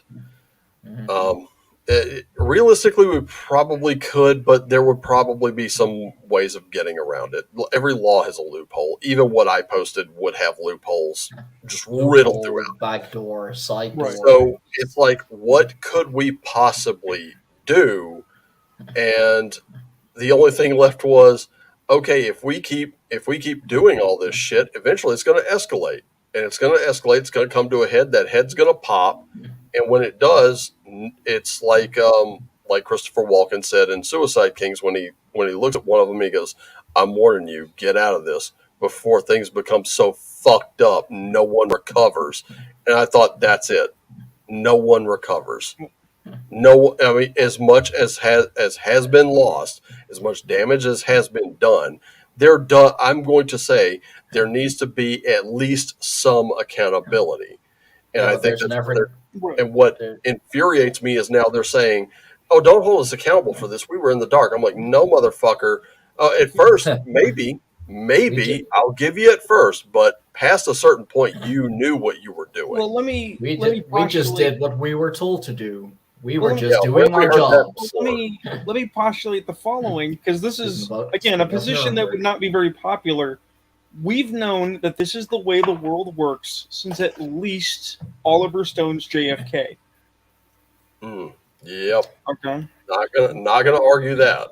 In the latter part of that movie, there's this wonderful scene with Kevin Costner and Donald Sutherland, where Donald Sutherland plays a man in a coat who gives some behind the scene information to Kevin Costner he can't use in court about how things came together, right? And of course, he won't testify. He's not going to admit backdoor dark deals stuff with the military industrial complex to get JFK killed, right? But the question Right. becomes, why? Why this way? Why did it have to be this way? And the answer is because it can never be Watergate again. It can never go all the way to the top. That's why the quote unquote conspiracy, if we believe Oliver Stone's interpretation of events, has to exist. Because if people find out that Watergate style chicanery happens all the time, it will utterly destroy any illusions about what the country is and how the country works. Right? And I think that is still true today. I think that no matter how much ridiculous clown shoes theater goes on, we can never allow the American people to actually get a sense of who runs their government and what actually goes on, because if they did, they would become absolutely ungovernable. And once they become ungovernable, they wouldn't just be turning against their government, they'd be turning against each other. It wouldn't be 50 states, it would be 50 violent tribes of psychopaths. Yeah, and to that, I have to say, like, my education on something like that actually came from bands like Megadeth, KMFDM, especially KMFDM. KMFDM did that one song back in '96 when Clinton was still in office. It was called Dogma. And to this day, I don't know who did the vocals. I did know, but I don't right now, not off the top of my head. But anyway, the line was, "We don't run Washington, and no one really does. Ask not what you can do for your country. Ask what your country did to you." And at the time, I did not understand that, but I didn't fully understand it, but it made sense. Now I'm like in complete full understanding of it. And just recently, I want to say within the past year or two, they released another song where it gets a little into SJW territory, but not by much, little bit. But the chorus is, "This planet is a paradise for assholes," and I'm like, man, truer words never spoken. Well, yeah. I grew up with I had the Countdown to Extinction album on cassette, so now you know how old I am, and Same. I spent years listening to Foreclosure of a Dream and not knowing what I was hearing. Oh yeah. I knew Bush's voice, but I didn't know what they were referring to. And then once I figured out, it was like, Yeah, and here's the thing. I understood it. A friend of mine actually taped Headbangers Ball for me. That was one of the videos. Nice. And when George H.W. Bush pops up and he says, the Congress will push me, and I will respond, no, read my lips. The entire phrase was the Congress will push me and I will respond, no, read my lips, no new taxes. Yep. And that was something I remember that from like, now keep in mind, I was in high school when I saw this video, but I remember that quote because I was in the 4th grade at the time when that election was going on between Dukakis and Bush. Yeah. And that was where Bush really clinched that vote. He got it and everybody was on board.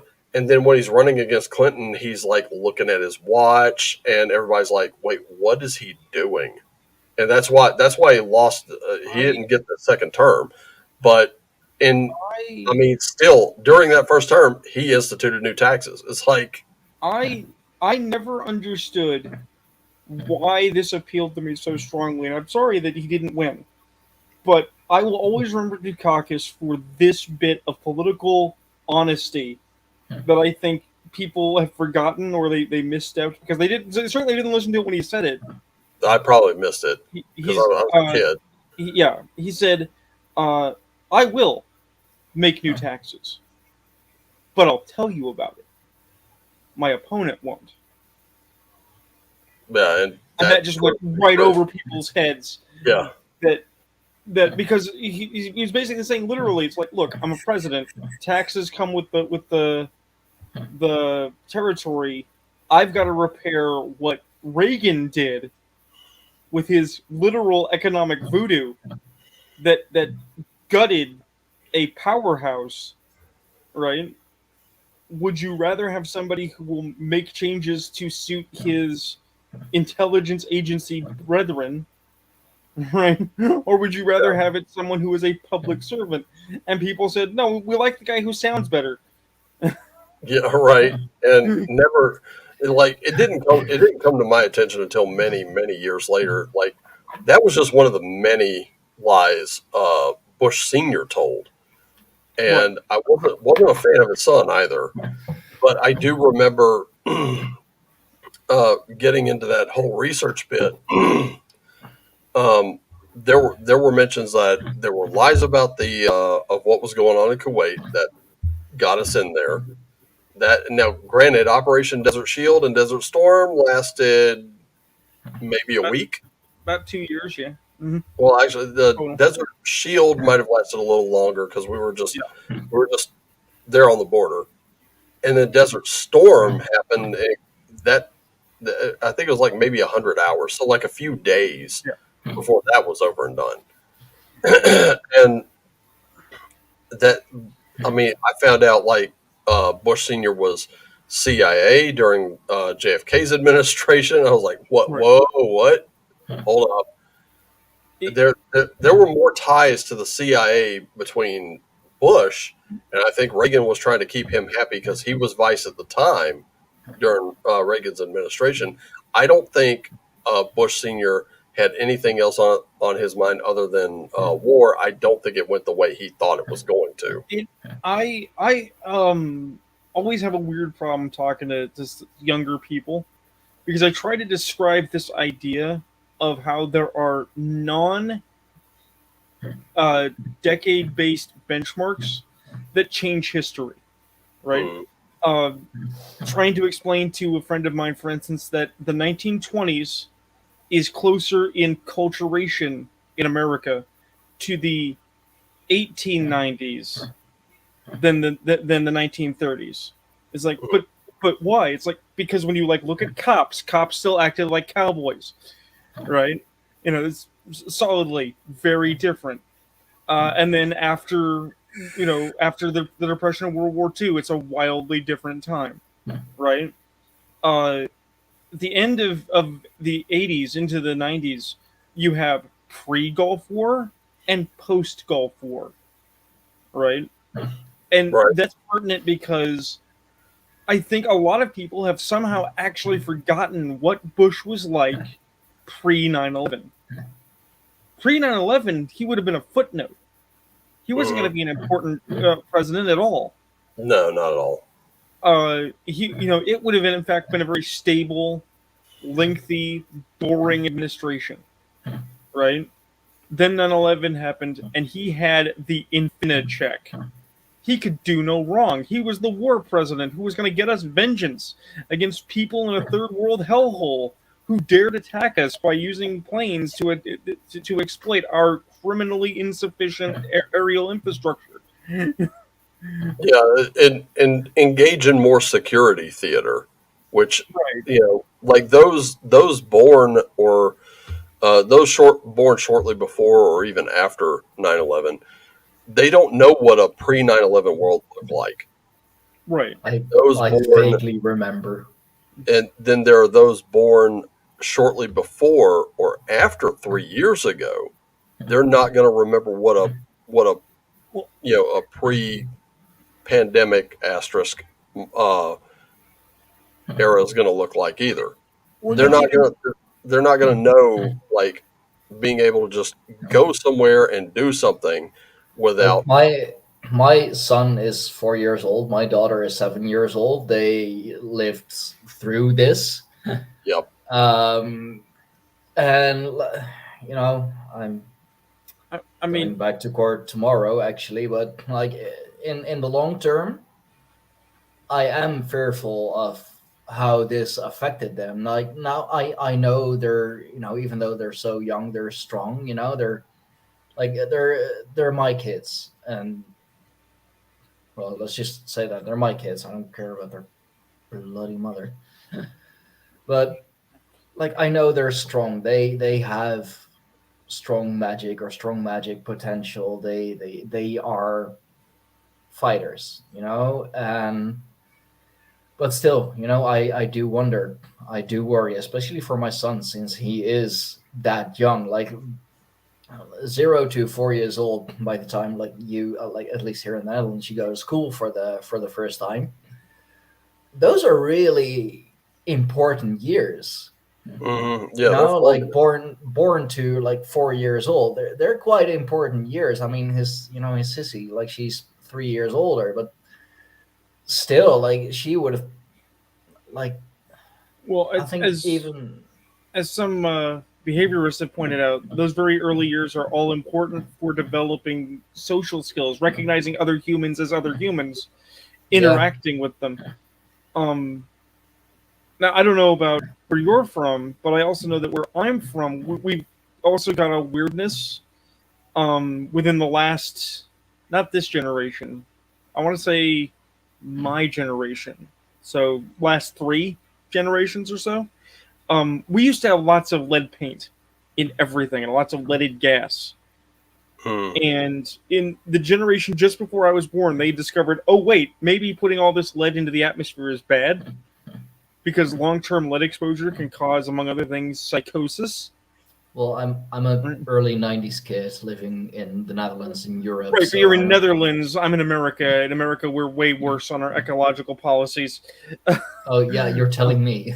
Oh yeah, And there's I'm looking something. at it from a distance, like from across the ocean, just like, oh you boy. can well, you go out onto that crisp green coast, and you can see the American haze on the horizon. Yeah. Well, hey, And something here's small. something else that got. But I'm glad this well, conversation got brought up because I was reading the Walking Dead comics at one right, point, and there was a discussion among the adult survivors where one of them expressed that he felt horrible for the children that they were packing along, and Rick chimed in with, "No, they're actually the luckiest of the bunch because right, they're going to grow up. They're going to grow up in this world. We're the only ones that remember what it was like before then. right. They may have a glimmer of a memory of it, but they're going to know this world. They've already adapted to it. They're going to be better equipped for it than we are." It's And Yeah, that's something, that's you that's say a good poor point. them, I say poor us because okay. we know what we're missing. So I got two things real quick. The first thing, just to wrap up the bit about air quality, is we've pulled a lot of the lead out of our air and out of our environment, right? And that's actually part of the reason I think that we have so much greater political acuity and social outrage is because you have young people who aren't leaded up looking at a world, new eyes, fundamentally different from the generations that came before, because literally they have a different environment. But the Well, other thing is, they're also being pumped full of like Adderall, Ritalin, Concerta, Right. and goodness Exactly. knows what we're, else. we're making And up for You the replace difference one by chemical drugging with them. another. Yes. I know people who absolutely need that stuff. I know people they don't function well without it, and they never functioned well without it. They get on this and they're right as rain. So I'm not going to say that there aren't Right. people who need it. My And then thing there is, are people this who are comes on from those working. medications but really don't need them. Right. They're and my perspective on this comes from working in a pharmacy where I would see scripts like this not once a month. I'm talking every day of the week. I And I'm like, I surely this many people do not have this much trouble concentrating. I have sometimes thought that if I get my hands on some Adderall, in an acceptable format, not an illicit format, I might be able to actually get some shit done for once. But the other thing is, it's there. Uh, Relative to what you were saying, Wolfgar, um, uh, damn, it was there. Give me a second. I'm gonna. No, but it's like, oh yeah, like you're 6, 7 years old. You can sit still Yeah. for 8 hours a day. You have ADHD. No, they're No, 6 years you're a old. They're kid. 7 years 6 years old. old. Right, that was it. Kid with very active imaginations. have you- We need that. Exactly.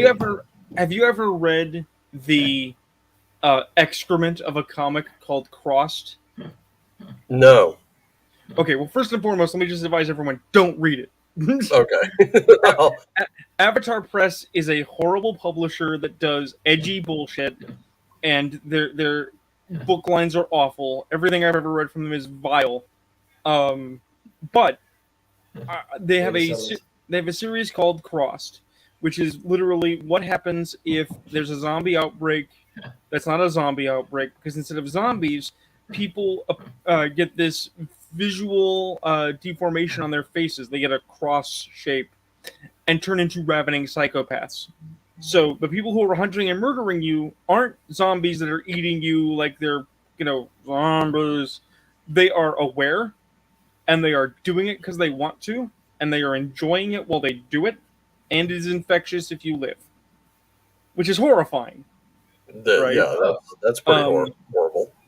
But the thing is that there is one and only one arc in the two book set, the two set volumes, that is actually terrifying to me, and that is a pair of children begin killing other children because they've entered into a suicide pact so that no one else has to suffer like they are. Wow. Oh. And the adults discover this after they've killed 3 or 4 children, and the kids are like, "What? You're killing other people and sending them away so that they don't be bad anymore? We were just helping." It's like, no.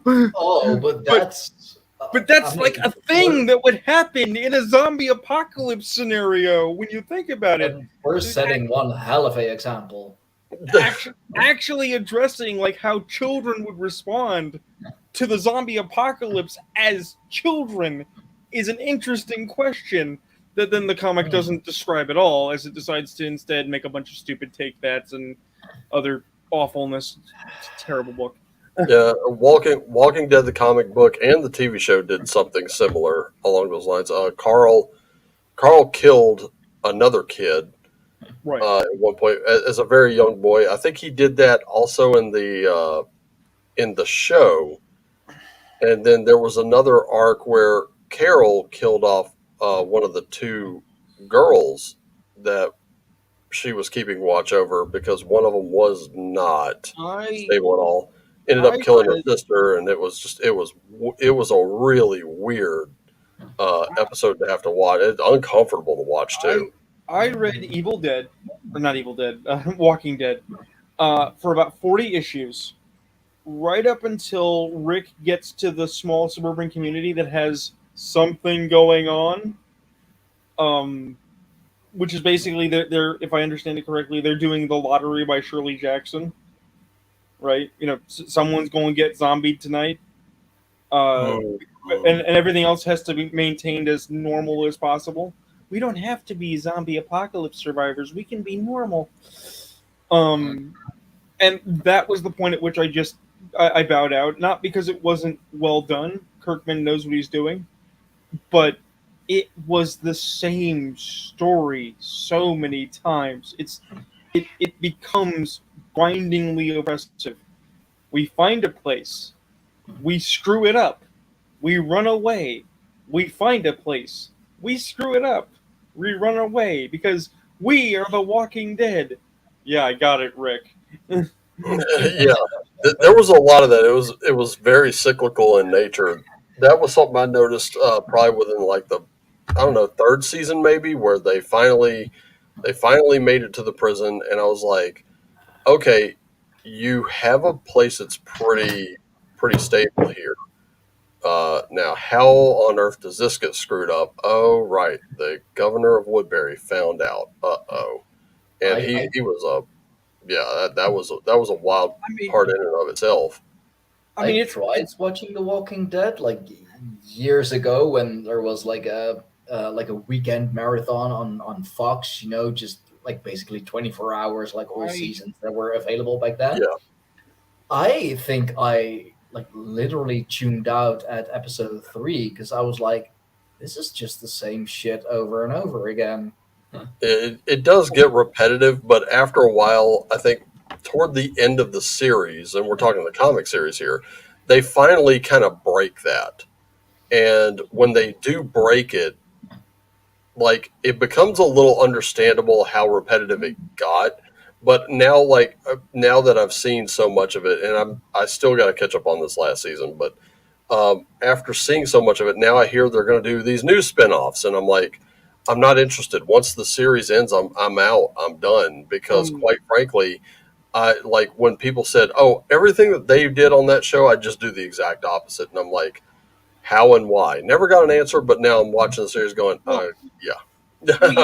You always hear the same stupid stuff. Whenever you get into one of these conversations and you're at the bar or you're at the club or whatever, you're hanging out with your friends, and it's like, okay, what if you were in X movie situation, right? Everybody either says, well, I just wouldn't do all the things that they do in the movie, right? Or somebody says, well, I would do X thing from the basically. Or everyone would say, I would do X thing from the movie, but I wouldn't screw it up. Like everybody wants to do Dawn of the Dead, we're gonna go to the mall, right? I always stand by, okay, it's an end of the world scenario, Book of Eli, what have you. Where's Joe going? What's Joe gonna do? I'm going to the library. What? Why would you go to the library? Foxfire books, plumbing supply books, books on forging, metallurgy, and plenty of useless Christian paperbacks to burn. There's one other thing that not many people really understand this. And if we're talking like hands down, grid down disaster scenario, Katrina is tops to look at because number one, not a soul broke into the library, not one. The libraries were locked down tight. They were secure when they left. They were secure when they got there. Personally, I'd have been in that library for one reason, and this is now not during Katrina. I don't think I'd have done this, especially in a flood situation. You don't want to do this, but in any other situation, you want to go to the library because then you get sewer maps, and if you can get underground, you have a map. You can move around without being seen, and that is going to give you like a big advantage. But the key element is that if we're talking about the fundamental breakdown of society, right? Mm-hmm. A lot of people say, I'm going to go for a gun. It's like, okay, you and 30 million other people went for guns, right? Yeah. A lot of people. Then you run out of ammo. Then what? Right. A lot of people say, well, I'm going to go for the food. It's like, okay, you and 30 million people went to the grocery store. You're not out of grocery food, right? If you're smart, you went for seed. But sure, you got your tater chips while you're there, right? A lot of people say I'm going to go to the mall because I want stuff, right? And we're not even addressing the defendability of these positions. We're just saying a lot of people are all going to these places. The Mhm. reason I It's go the to end the of the world. library, Free Funko Pops.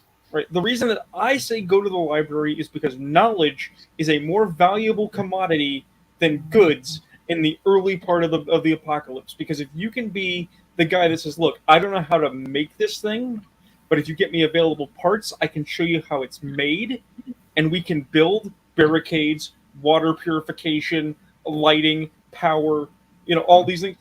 That's worth its weight. Lore keepers were valued people once upon a time for a reason. The things we learn playing D&D, y'all. Oh yeah. Well, And there's that. I mean, on And top of that, but if you're able to move around, and I know since 9/11 they've locked down a lot of those like manhole covers and things like that. yeah, There are some they got lax and they didn't do it. So if you've got a couple people who can like pull up a cover, get down below, and then replace the cover and then move, you're actually pretty good at getting supplies and doing supply runs, especially if you know your way around it. oh, Now, with a Katrina flood type situation, that is not a place you want to be, but during any other kind of breakdown, especially if the city seems deserted, yeah, that's a great way to well, travel. well, I mean, as a for instance, well, I would certainly want the libraries, right? Hit up the schools, what have you, right? If we're talking, where would you make your base, Joe? I know exactly where to make my base. It's a place called the Spar Bar and Grill in downtown Olympia. And people are like, "What? Well, why would you go there?" It's like because it is literally standing above the aquifer. You can get free, clean water there, Yep, right? there you And the go. other thing is that back in the 1920s and 30s, it was a speakeasy. It has a bricked up Ah, back alley or underground access. You literally turn it back into a speakeasy when you're done. And why? Because you're going to need that fresh water and you're going to need alcohol. The two things that make society run. Yeah, and alcohol, especially any kind of clear alcohol, it's going to be a sedative. It's going to be fuel. It's going to be all those Yep. things. disinfectant. Disinfectant. Yep. Right. And So, again, this brings it back to why is lore important? Because the guy who knows how to get those things and make those things happen, that guy doesn't have to go hunt and work and fight because that guy is instead providing knowledge. well, it's like Max Rockatansky in the Road Warrior. You want out of here? Talk to me. Right. Simple as that. And he knew how to get that. He knew how to get that gasoline out of there, and he knew how to run the distraction. Well, I He mentioned had it all figured out. well, I mentioned Book of Eli, and I know a lot of people don't like that movie because that movie is just it's dumb. But I I don't like love that. I don't like that movie for an entirely different reason. I don't like that movie because I don't like the idea of a group of enlightened elites living on uh, uh, not Ellis Island, the prison. This is Alcatraz. yeah, living on Alcatraz, hoarding all the lore of civilization to themselves that one day they might choose to share with the Rex Populate. Right? Well, isn't that what's happening? Yes, and I don't like it. Fair enough. If I have to choose an apocalypse, and we're talking original, we're not talking Fury Road era, I'm much more in line with Mad Max, where civilization tries to limp onward and the gas isn't there, it's going to break down. But whether or not you become a savage is entirely subjective to yourself. And fighting to be civilized is not the same as fighting to take what you will. Because Max never becomes really one of the degenerates, not really. But then of course you have Thunderdome, and everyone wants to pretend Thunderdome didn't happen. I love Thunderdome, and Yeah. not just because of Master Blaster, but because of the fact that basically Max is the villain of that piece because he's a realist. Yeah, true. It's like we have to go home. It's like no, stay here. Clean water, plenty of food, nothing to worry about, and nobody knows you're here. Shut up. And where did they end up going? Sydney? Yeah, The Wynab Basin of Sydney, Australia?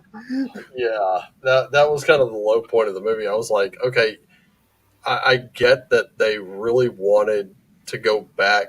Like they had this idea of what civilization looked like, and they completely like what they thought civilization was a complete misrepresentation of what they were actually seeing.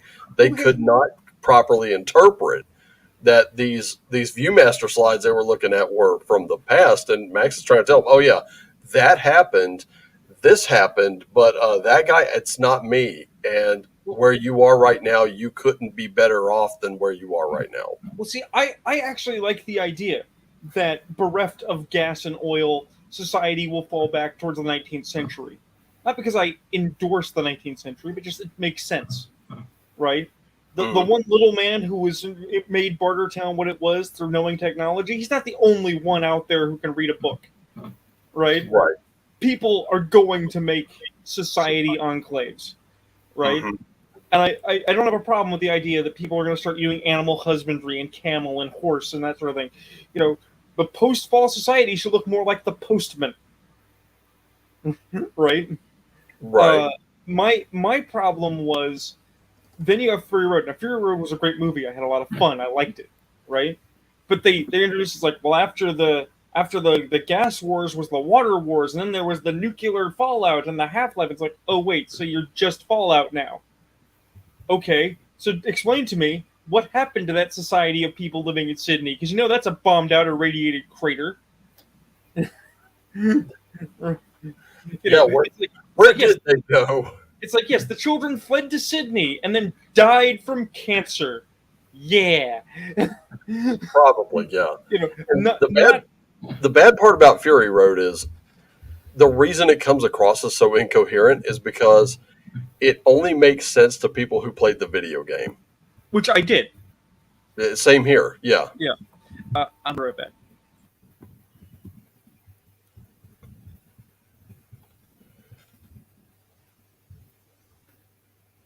So still adjusting your camera. Hey, bro, I gotta go to bed. Like it's 3:15, like 3:18 a.m. Yeah. Yeah, definitely. And you got and- court in the morning. No, that's tomorrow. That's on the. Oh, it's on the tomorrow. third. Okay. Okay. On the third, like actual tomorrow. Right. Okay. Not tomorrow, like I sleep and wake up and it's tomorrow. Yeah. But I do still want to go to the gym today. See if Lodewijk is up for it. The guy I've been training with over the last couple of days, just rail. With his terrible deadlift form. I did see that video and I was like, okay, yeah, his form needs work before he like crushes a fucking disc or something. He is, yeah, and you know what his best deadlift form is? Squatting his deadlift. Ugh. Yeah, I know, and like just with squats alone, like just the bar, which is 20 kg. Yeah. That's already heavy for him. Yeah. Like he's already struggling with that, and I'm like, dude, that's my warm up. I just like go down, bounce a couple times, go up, and whatever. And like, if I want to get really heavy, like first of all, I gotta put on my belt, but then I'm doing like 70 kg squat. Like when I did powerlifting, I think the best I did was like 90 kg for 5. So Yeah. I haven't been in the gym in a while, but here's my suggestion. Start him with yoga. Diamond Dallas Page's yoga program is great. we're he wasn't there tonight, but we're also doing jujitsu twice a week, Tuesdays and Thursdays. He is like a big fan of leg triangles because like he's all leg and all arms and basically no upper body. Yeah. He wasn't there today, unfortunately. And guess what we were training? Guess what we were drilling? Looking like triangles. One of my favorite things about the triangle chokes is the last thing that happens before your opponent blacks out is he's smelling your nuts. Yeah, yeah, It's like basically, the ultimate way to teabag your opponent. yeah. And I We'll mean, call it steeping. oh god. Yeah, and like if you want to get like more flexible, like you don't need yoga. Just come and do jujitsu. It's the art of folding clothes with the people still in it. Yeah, Like but yoga. personally, I don't have anybody to spar with. I mean, the area I live in, they're not exactly keen on sparring personally. But like honestly, like I'm gonna say this: But the like DDP yoga and I've how are you been gonna doing, learn? Like uh, you can drill the techniques and whatever, but how are you gonna learn without actual sparring? yeah, that's the only problem. But like with the yoga, it has made me like a lot of my hip and back problems aren't there anymore. Of course, that also comes with Yeah. switching positions at work because now I'm moving a lot more. I'm moving a lot farther. I'm not coming home with headaches. I'm not coming home with my feet feeling like they're about to pop. I'm not feeling like my hips are going or my back's going. I don't wake up going, you know, oh 10 years, great, I'm a 10 bowl of years Rice as a Krispies, cook, snap, crackle, pop. 10 years That as a cook, 10 years as a chef. I feel you, man. oh yeah, that was killing me. And I was like, that's only Yeah, 4 years in a pharmacy, and I was like, dude, no, this thing's killing me. yeah. No, then yoga is really good, especially DDP yoga because it's more. I did it for a while, but he does more resistance, but like natural Yeah, resistance, like no resistance band, just like your own yeah, resistance. and the thing I love about it is that like I've tried some of Rodney Yee's yoga stuff, which it works. It's the same thing in terms of movement, Uh, but they put all this, and I know this is coming from me, the guy who reads tarot, the guy who tells you believe in your own magic, the guy who tells you use the moon to manifest shit in your life. He puts so much woo woo into it, and I'm like, I know how that comes across, but let's face it, this is I'm in different compartments here. I mean, I've got my cards. I will do that every day of the week. I love doing that, except tomorrow because I got to get up super early for work. So rune casting Wednesday, I don't know. I might just do it now and post it. I might just do it like that. But the other part is when I'm doing something physical for my physical well being. I know that there's a spiritual component for some people, not for me. yeah, Once the but endorphins hit, then yeah, wrong. no, but that's Till then, apparently that's a thing in a lot of countries, and like especially the U.S. Like you guys, you don't do hard sparring, no, and no, and like that's the worst Well, part of it. Unless you're training for actual fighting and like the that's octagon like or something like that. we No, we that's have literally a the secret to Dutch kickboxing. That's why the Dutch kickboxers are on such a high fucking level it, because we spar hard. I mean, yeah, like we still hold back. So, like uh, you don't go the full 100% during training. Like you go maybe like 70, 80 if you're into it. But here's the thing, and still, like Wolfgar, you're gonna help me out with this because my timing might be off. Would you say we have a 50-year or a 60-year tradition of Wu in martial arts in America? easily 60 because it was the. I'm gonna say this. I still remember, and I'm sure uh, Joe, you'll remember too.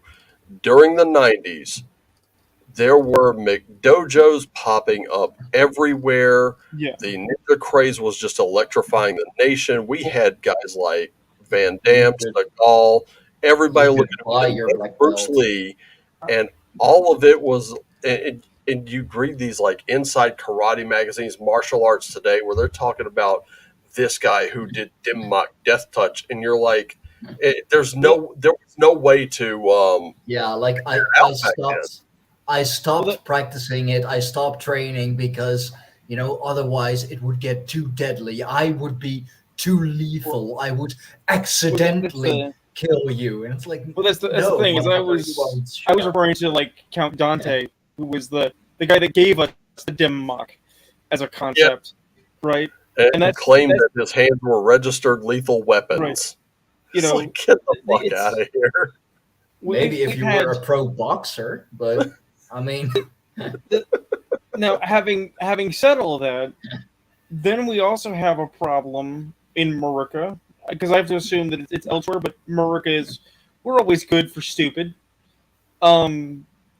We have this problem of you're good for entertainment in multiple ways. Yeah, really. We also have this problem of real martial artists or practitioners not respecting other martial artists and practitioners. The most basic expectation should be mutual respect because you are a practitioner, right? Yeah. But we don't do that. It's like, oh, my art's better than your art. Your art's better than my art. My art's better than yours.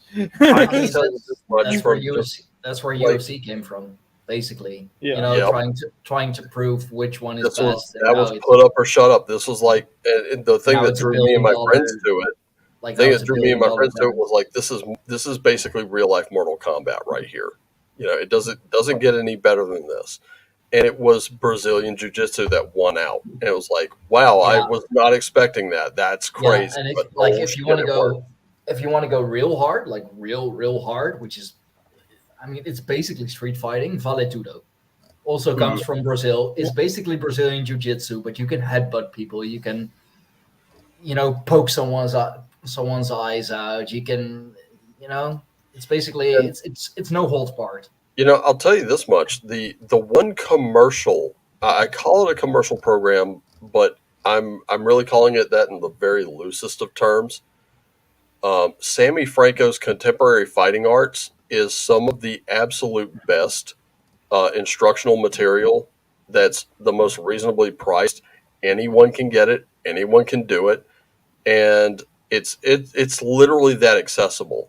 And I say that because I have looked into all kind. I still have a metal binder full of these videos, full of these DVDs, and I'm talking stuff like Sistema. That was Vladimir Vasiliev out of Russia. That I can tell you, I know the Spetsnaz train in that, and they're absolute badasses. But trying to get that down is so awkward because most of it is based in Cossack dance.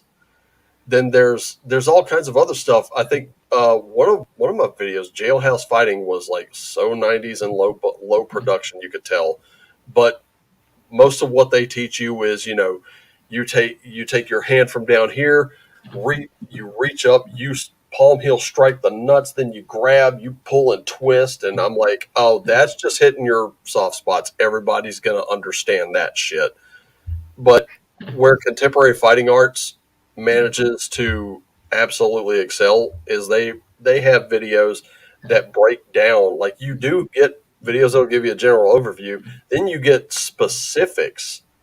So as you get better, and they have an actual studio that you can go to, you can join. They don't do belts, they do shirts.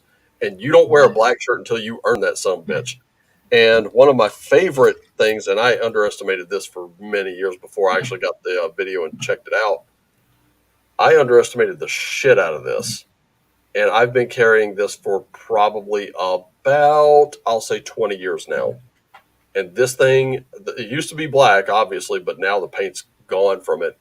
But I mean, one of the things that, I fixed a lot of shit from it, namely this, because when you're going to de-escalate, if you can deploy this properly, you get this situated right here. Now it's right here. You got your keys, and you're trying to de-escalate. If it fails, then you can drop the keys as a distraction and then go in.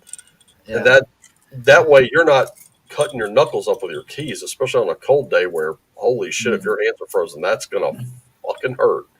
But that was like the step by step. Well, we're even doing that with jiu-jitsu. Like, like I said, for example, today where we're doing leg triangles, and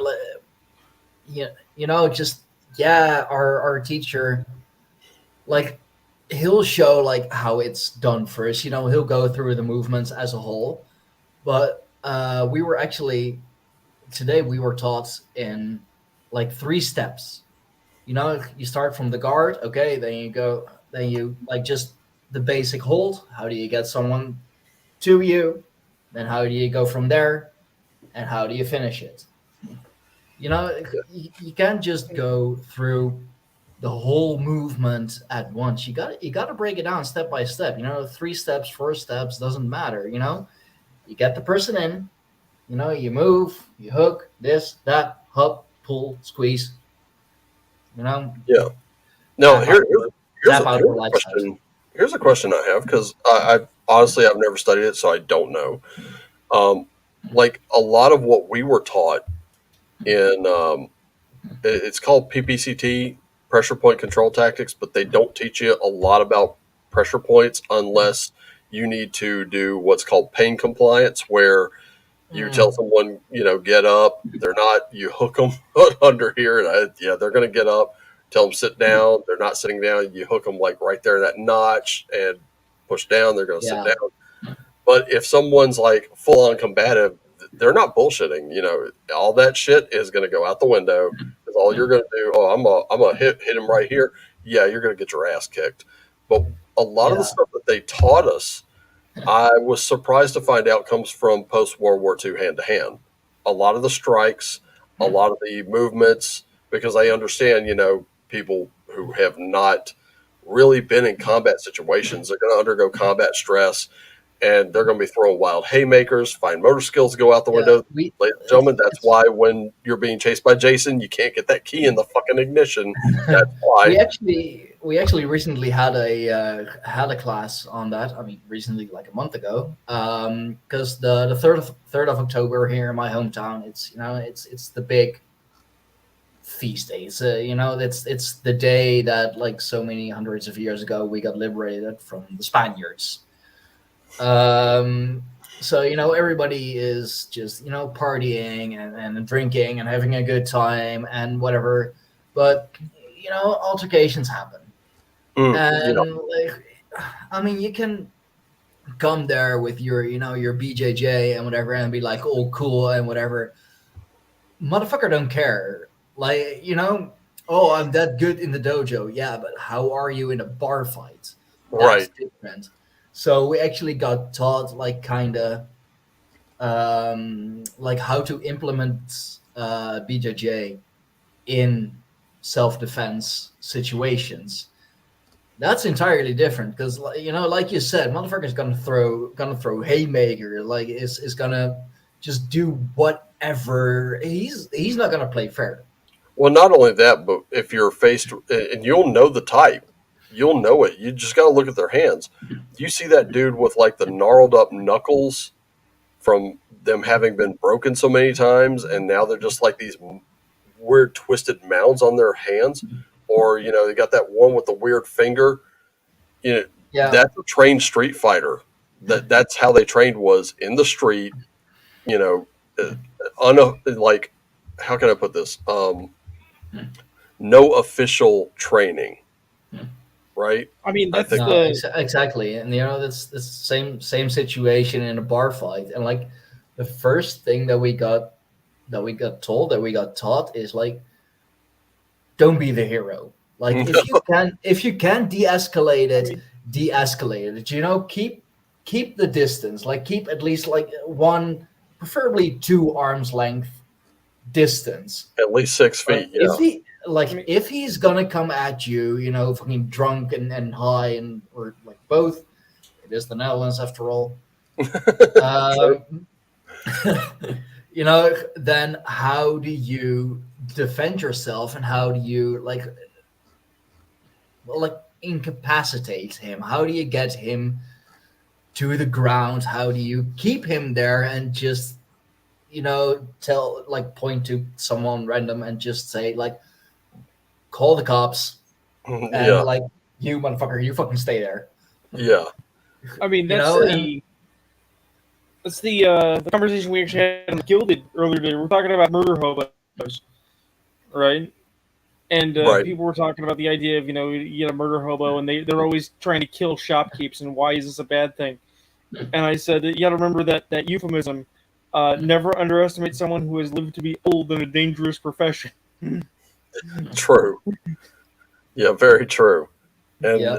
I think like even Carl Sestari's work in post World War II hand to hand, like a lot of the post WW2 hand to hand that CQC, the manuals, you can look at them and you're like, they're old, and I'm just going to dismiss them. And I'm like, you really shouldn't, because even a person who is wheelchair bound can use that and immediately implement it if worse comes to worse.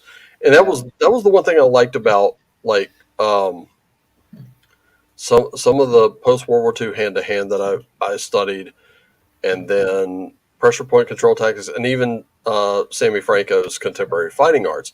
The very first thing they teach you is de-escalation. Yeah. And if you're sitting there and you're just trying to get the person to calm down, look, it's cool, all that good stuff.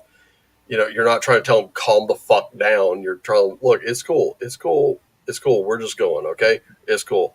Let them call you whatever they fucking want, because it doesn't matter at the end of the day. Now, if they move for you, that's when this becomes like, or something else. You're putting hand in their face and shoving them back or whatever, and then you're going to make sure they're not a threat. The, Once you have that threat contained, then that's it. the thing That's is, the whole. Yeah. the thing is, I always see the same conversation, and I can always tell who's an actual practitioner and who isn't, because there are only two accurate responses from an actual practitioner. The conversation goes like this. Person A comes in and says, is this martial art the best one for a street fight? Or what is the best martial art for a street fight? Because people are always looking for the one thing that's going to keep their ass safe when somebody Yeah. starts something, right? Mhm. And the first answer from a real practitioner is, well, it's a good one, but ultimately you need to learn multiple techniques from multiple practices, because they've all got weaknesses and none of them is going to be 100%, right? That's the first one, Right. because ultimately it's true. Every practitioner who's serious is at the end of the day an MMA fighter, whether you do MMA or not, because you've got to learn how to make up the weaknesses of your primary school or style. The second one is, what are you doing picking street fights? because the obvious answer is run the fuck away. Step one, Or don't be there. it's like I mean, that was one of the really good pieces of advice that comes out of the Karate Kid Part 3 is or Part 2. The was it the best way to not get hurt in a fight? Don't be there. Right. And Yeah, like- I actually got asked this by a cadet one time, and he knew that after work, me and another guy were sparring, and we're hitting the gym after work, and it's like, oh, what is the one thing you can do that would absolutely just like, what was the best way to win? And I was like, don't get into one. Just No. don't get into one. If you don't have to fight, if it's, especially if it's needless, if it can be avoided, avoid it. De-escalate is going to be your friend, especially in here, because you never know who's got homies somewhere in this dorm. That's another one that we got taught in the dojo. Like, with mixed martial arts, or like BJJ in particular, like you're gonna look at your opponent. I mean, you have to. You gotta like literally see what he's doing. In a fucking bar fight, if you're surrounded by people, like you don't know where his as you said, Don't know where his you friends don't know are. where his, you don't know where his homies are. You don't know where his girl is at. Coming at you with a fucking purse with just how those things get so hard and heavy. I will never understand. Those just your average female purse, it packs a punch. Yeah. But if you have him on the ground, like don't look at him, beer bottle. Yep. Just if you have him on the ground, make sure you keep him there and look up. Like, where are his homies? Yeah. Or Here's all or the as points now. my teacher said, which I think is just brilliant. where are my homies? Where am I? Like, why am I one-on-one? Like, Come here. Come here. Oh yeah, Timmy's What's been wrong? What's wrong? wanting attention. Shush. Hush. Oh, Yeah, he's a little upset because we did his flea treatment back here. He's not happy with us. Yeah, Not at all. He's not happy Hey, that Tim. happened, but hey, Tim. all I gotta do is massage It's- his face, and now he's gonna rest his head on my Yeah. shoulder. It's almost a quarter to 4 a.m. and my cat is like, I want to go out. No. Not tonight, buddy. If anything, we're going to bed. I said like 10 minutes ago that I was going to bed. You said that like 30 minutes ago. Oh fuck! Honestly, Yeah. I think this is probably a good place to wrap it because ow, okay, that hurt. Darn. But I, I think was gonna start. I was gonna start talking Hema. shit. Not really, actually, but I do have dissonance with Hema. Much as I Nice. love it. Yeah, the historical martial arts. Yeah. That's pretty cool too. Loaded Well, like because the it's one of guy those- that I. Sorry. No. It's just one of those things that, again, in Murra, you say martial arts to run, and they assume you mean China, Japan. They even jump to the potential. There's like South Seas or Brazilian or any of that, unless they're a martial arts nut, in which case they might know those. But then everybody pretends that Hema is like the unwanted redheaded stepchild of martial arts. Europe didn't have any martial arts guys, honest. It's like, But they did. I mean, I'm one of the few people that I'm like, I want to learn Savat. I want to learn Father Stew and beat people to death with a cane. But Sketch can wrestling.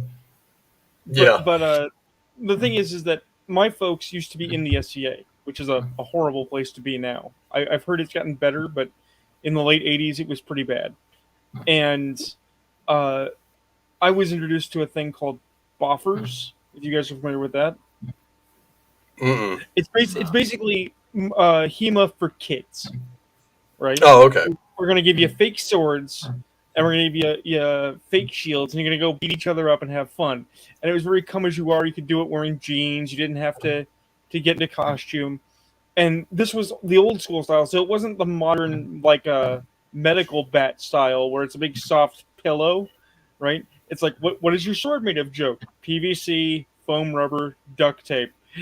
Yeah, So- pretty much. So That so still if you likes go, a punch. yeah, Yeah. it packs a punch. It's actually roughly analogous in terms of weight, right? And the big one was that you were not supposed to go full speed. You were still fighting. You were still basically sparring, but don't go full force, man. You'll break the weapon. You'll hurt somebody. You can sometimes accidentally leave a bruise, but for the love Sure. of God, don't wail on nobody. Don't go full retard. Yeah, really. Yeah, I had a friend who did that one time. We actually found some from an older roomie who had been gone. So Yeah. one I kicked out, and we found like he had some of these like PVC pipe covered in foam. We're like, oh, let's go do this. We went out there, and he like I wasn't expecting him to go full speed, but he did, and he came and cracked me like right across this Oh. hand. And I'm not kidding you. As he swung down, I don't think the foam rubber was secure because it did this, and Yeah, PVC no. pipe met that knuckle, Did and there was a huge lump right here for like a was just- week. I was gonna say, were you at least wearing work gloves? Because you're supposed to at least wear work gloves. Yeah, we didn't know that. We were Oh, idiots. No, We were idiots. bare knuckle hardcore. I mean, in an ideal world, you're wearing fencing masks, but you can get by without fencing masks as long as you don't aim for the face. Yeah.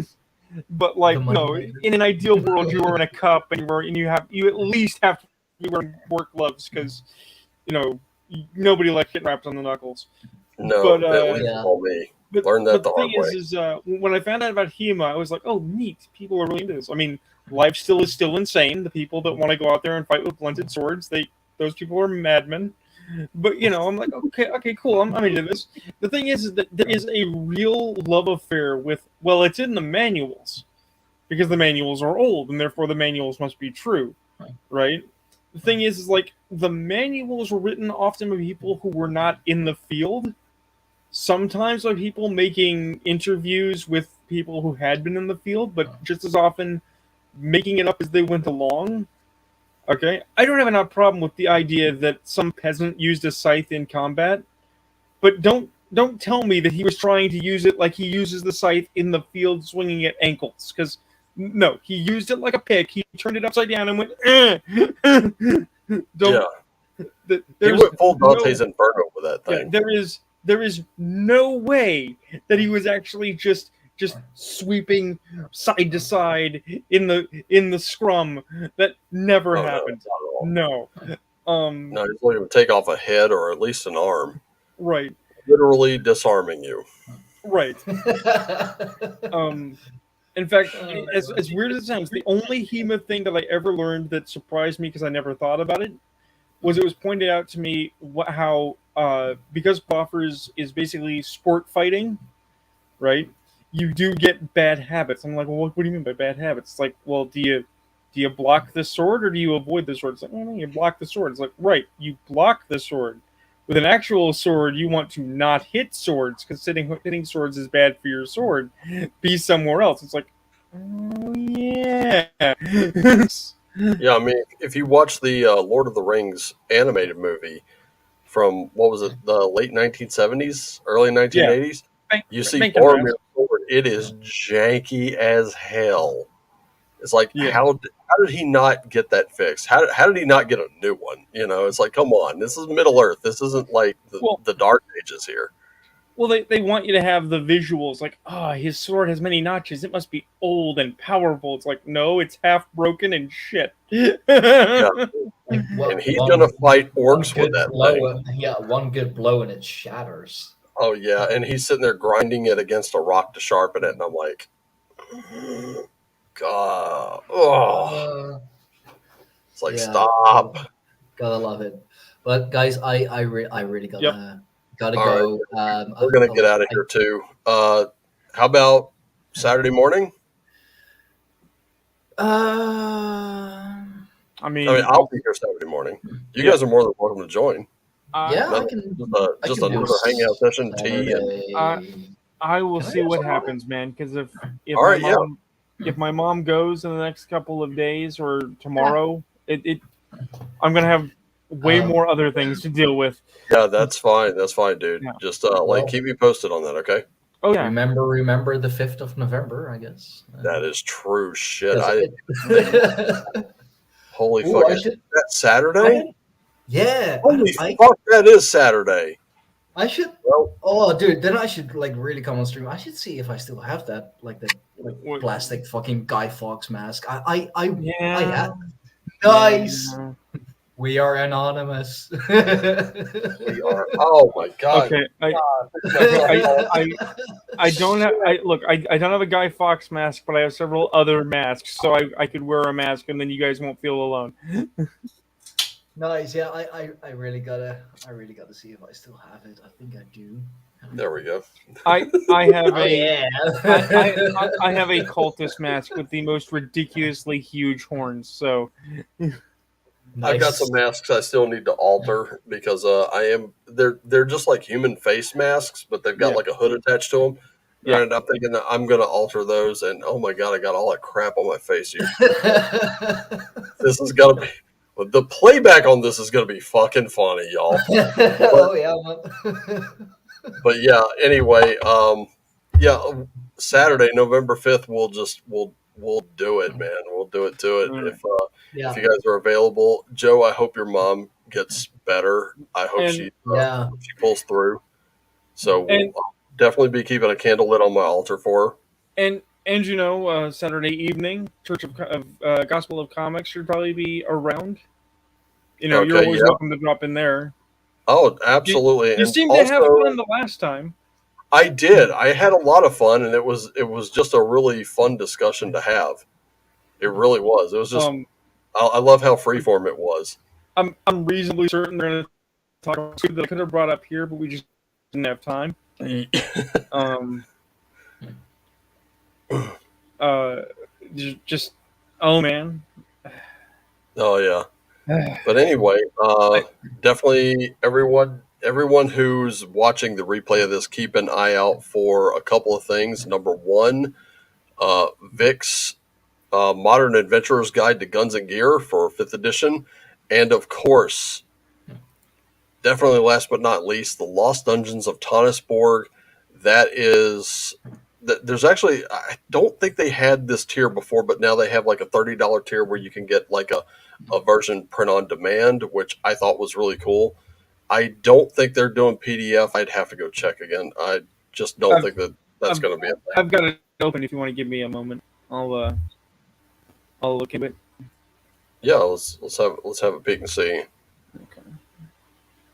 But I can tell you the $100 tier for the actual Cardinal edition is gonna be totally worth it, especially if you're like me, you love that old school stuff. It's like magic. So first and foremost, let's just talk about how well they're doing. They have $50,880 out of a pledged $5,000 goal. I know. Wait, did you see what the Monty Python game did? Dude, they were only looking for 200 grand. They got $1.5 million in their first 2 days. They blew through every stretch goal. They've come up with new ones. I haven't seen what they're at right now. It's fucking wild. So, and you know I threw in on that one. So 456 backers, week to go. Sadly, with my mom's condition and everything, and the fact that I might have to be tightening my belt strings, I will not be backing, even if I wanted to, and I did. But yeah. So $10 you can pledge without a reward. $1 if you just want the limited art. Right. $5 if you want to show your support and get a movie. I believe the movie is Secrets of Blackmore. Mm-hmm. Okay, that was a great documentary, by the way. Oh yeah, that was totally worth that $5 rental. Speaking of $5 rentals, have you seen Dark Dungeons? Yeah, That was funny. Oh god, I own it. Cringe. Oh, it was the cringiest thing. Clearly, what Critical Role thinks D&D is. So you pledge $30 or more to get the mass market paperback. It's on demand. A complete Lost Dungeons and Donisborg in a less expensive mass market paperback version. First printing, first edition, same size as the soft cover and hardcover, or printed in black ink, no color plates, on a thinner 50-pound paper, high quality print on demand process. 60 or more gets you the soft cover book, which is fancy, and Secrets of Blackmore. Anything that gets you a physical thing gets you Secrets of Blackmore. Yep. $100 gets you the hardcover and Secrets of Blackmore. Worth it. And then 120 gets you hardcover and the mass market paperback and Blackmore. 140 gets you the hardcover and the soft cover and Blackmore. And all gone is the $100 or more hardcover quick ship. The $550 first ed first printing hardcover. The $3,000 or more first printing black. God. Only one person. What? One person spent $3,000 for a Tonisborg black cover first edition first printing and Secrets of Blackmore. They're going to flip that. You know that. Either that or that person has serious blowing money. Oh, they're either a collector, which I respect, or they're going to turn around and flip it for a very quick profit, which I respect because it's so limited. But honestly, if you can pledge 3,000, you have fuck you kind of money. You do. That's like, well, let's see, what can I blow my pocket change on today? Hey, black cover. I mean, I think I have $3K laying around somewhere. You know, let me search for couch cushions. But I know a purple edition cover sold for something like $500 on eBay. You know, they only blew like 100 on that. I think where I became aware of it was Venger Satanis's channel. He got a green cover and was showing it off, and I was like, that's pretty interesting. And then I went and looked into it myself, and I was like, okay, they don't have any books right now, so I don't have to worry about that. But when I did get the extra scratch, I was like, I found out Griff was like, yeah, we've got them back, and I was like, cool. I bought one just as the door was closing, so I got my Cardinal edition. Let me tell you, unless I put it in your hands, you won't know what it's like. It's when I say it's worth it, I'm not kidding around. It's going to be better than anything Wizards of the Coast sells you. It's going to be better than what most gaming companies are going to sell you. So it's a collector's piece. It's one you can hand down. It's one you can play. So this is one of those books like I highly recommend the fan actually get. And even if you're just starting out with something like Basic Fantasy or White Box, FMAG right now, get that one because this thing is kind of like its own thing, and it's massive. The dungeon is massive. Holy shit! I mean, that is if I can be a downer for a minute, that is the thing that I am worried about if my mom passes. I'm not worried if my mom passes because she will no longer be suffering, and her difficulties will be done. Right. My landlady doesn't like me. Okay, assuming the state doesn't do any chicanery, I should inherit the house. Right. But I might have to sell that house because I won't be able to afford to stay here. Right. And if I have to sell my home, I got to figure out what to do with all this stuff. 30 years worth of game stuff, and that's not just 30 years of my life. That is also 30 years of second generation inherited D&D and old school gaming stuff. Oh, I mean, man, God, I'm gonna turn my camera here. You see that shelf? Yeah, I've seen both those shelves, and I envy both of them. Oh yeah, and then what you have not seen is I got the file cabinets over yonder, and I got 2 file cabinets here, right? Just more stuff, more game stuff. Oh my God! All of my comic stuff, so much stuff.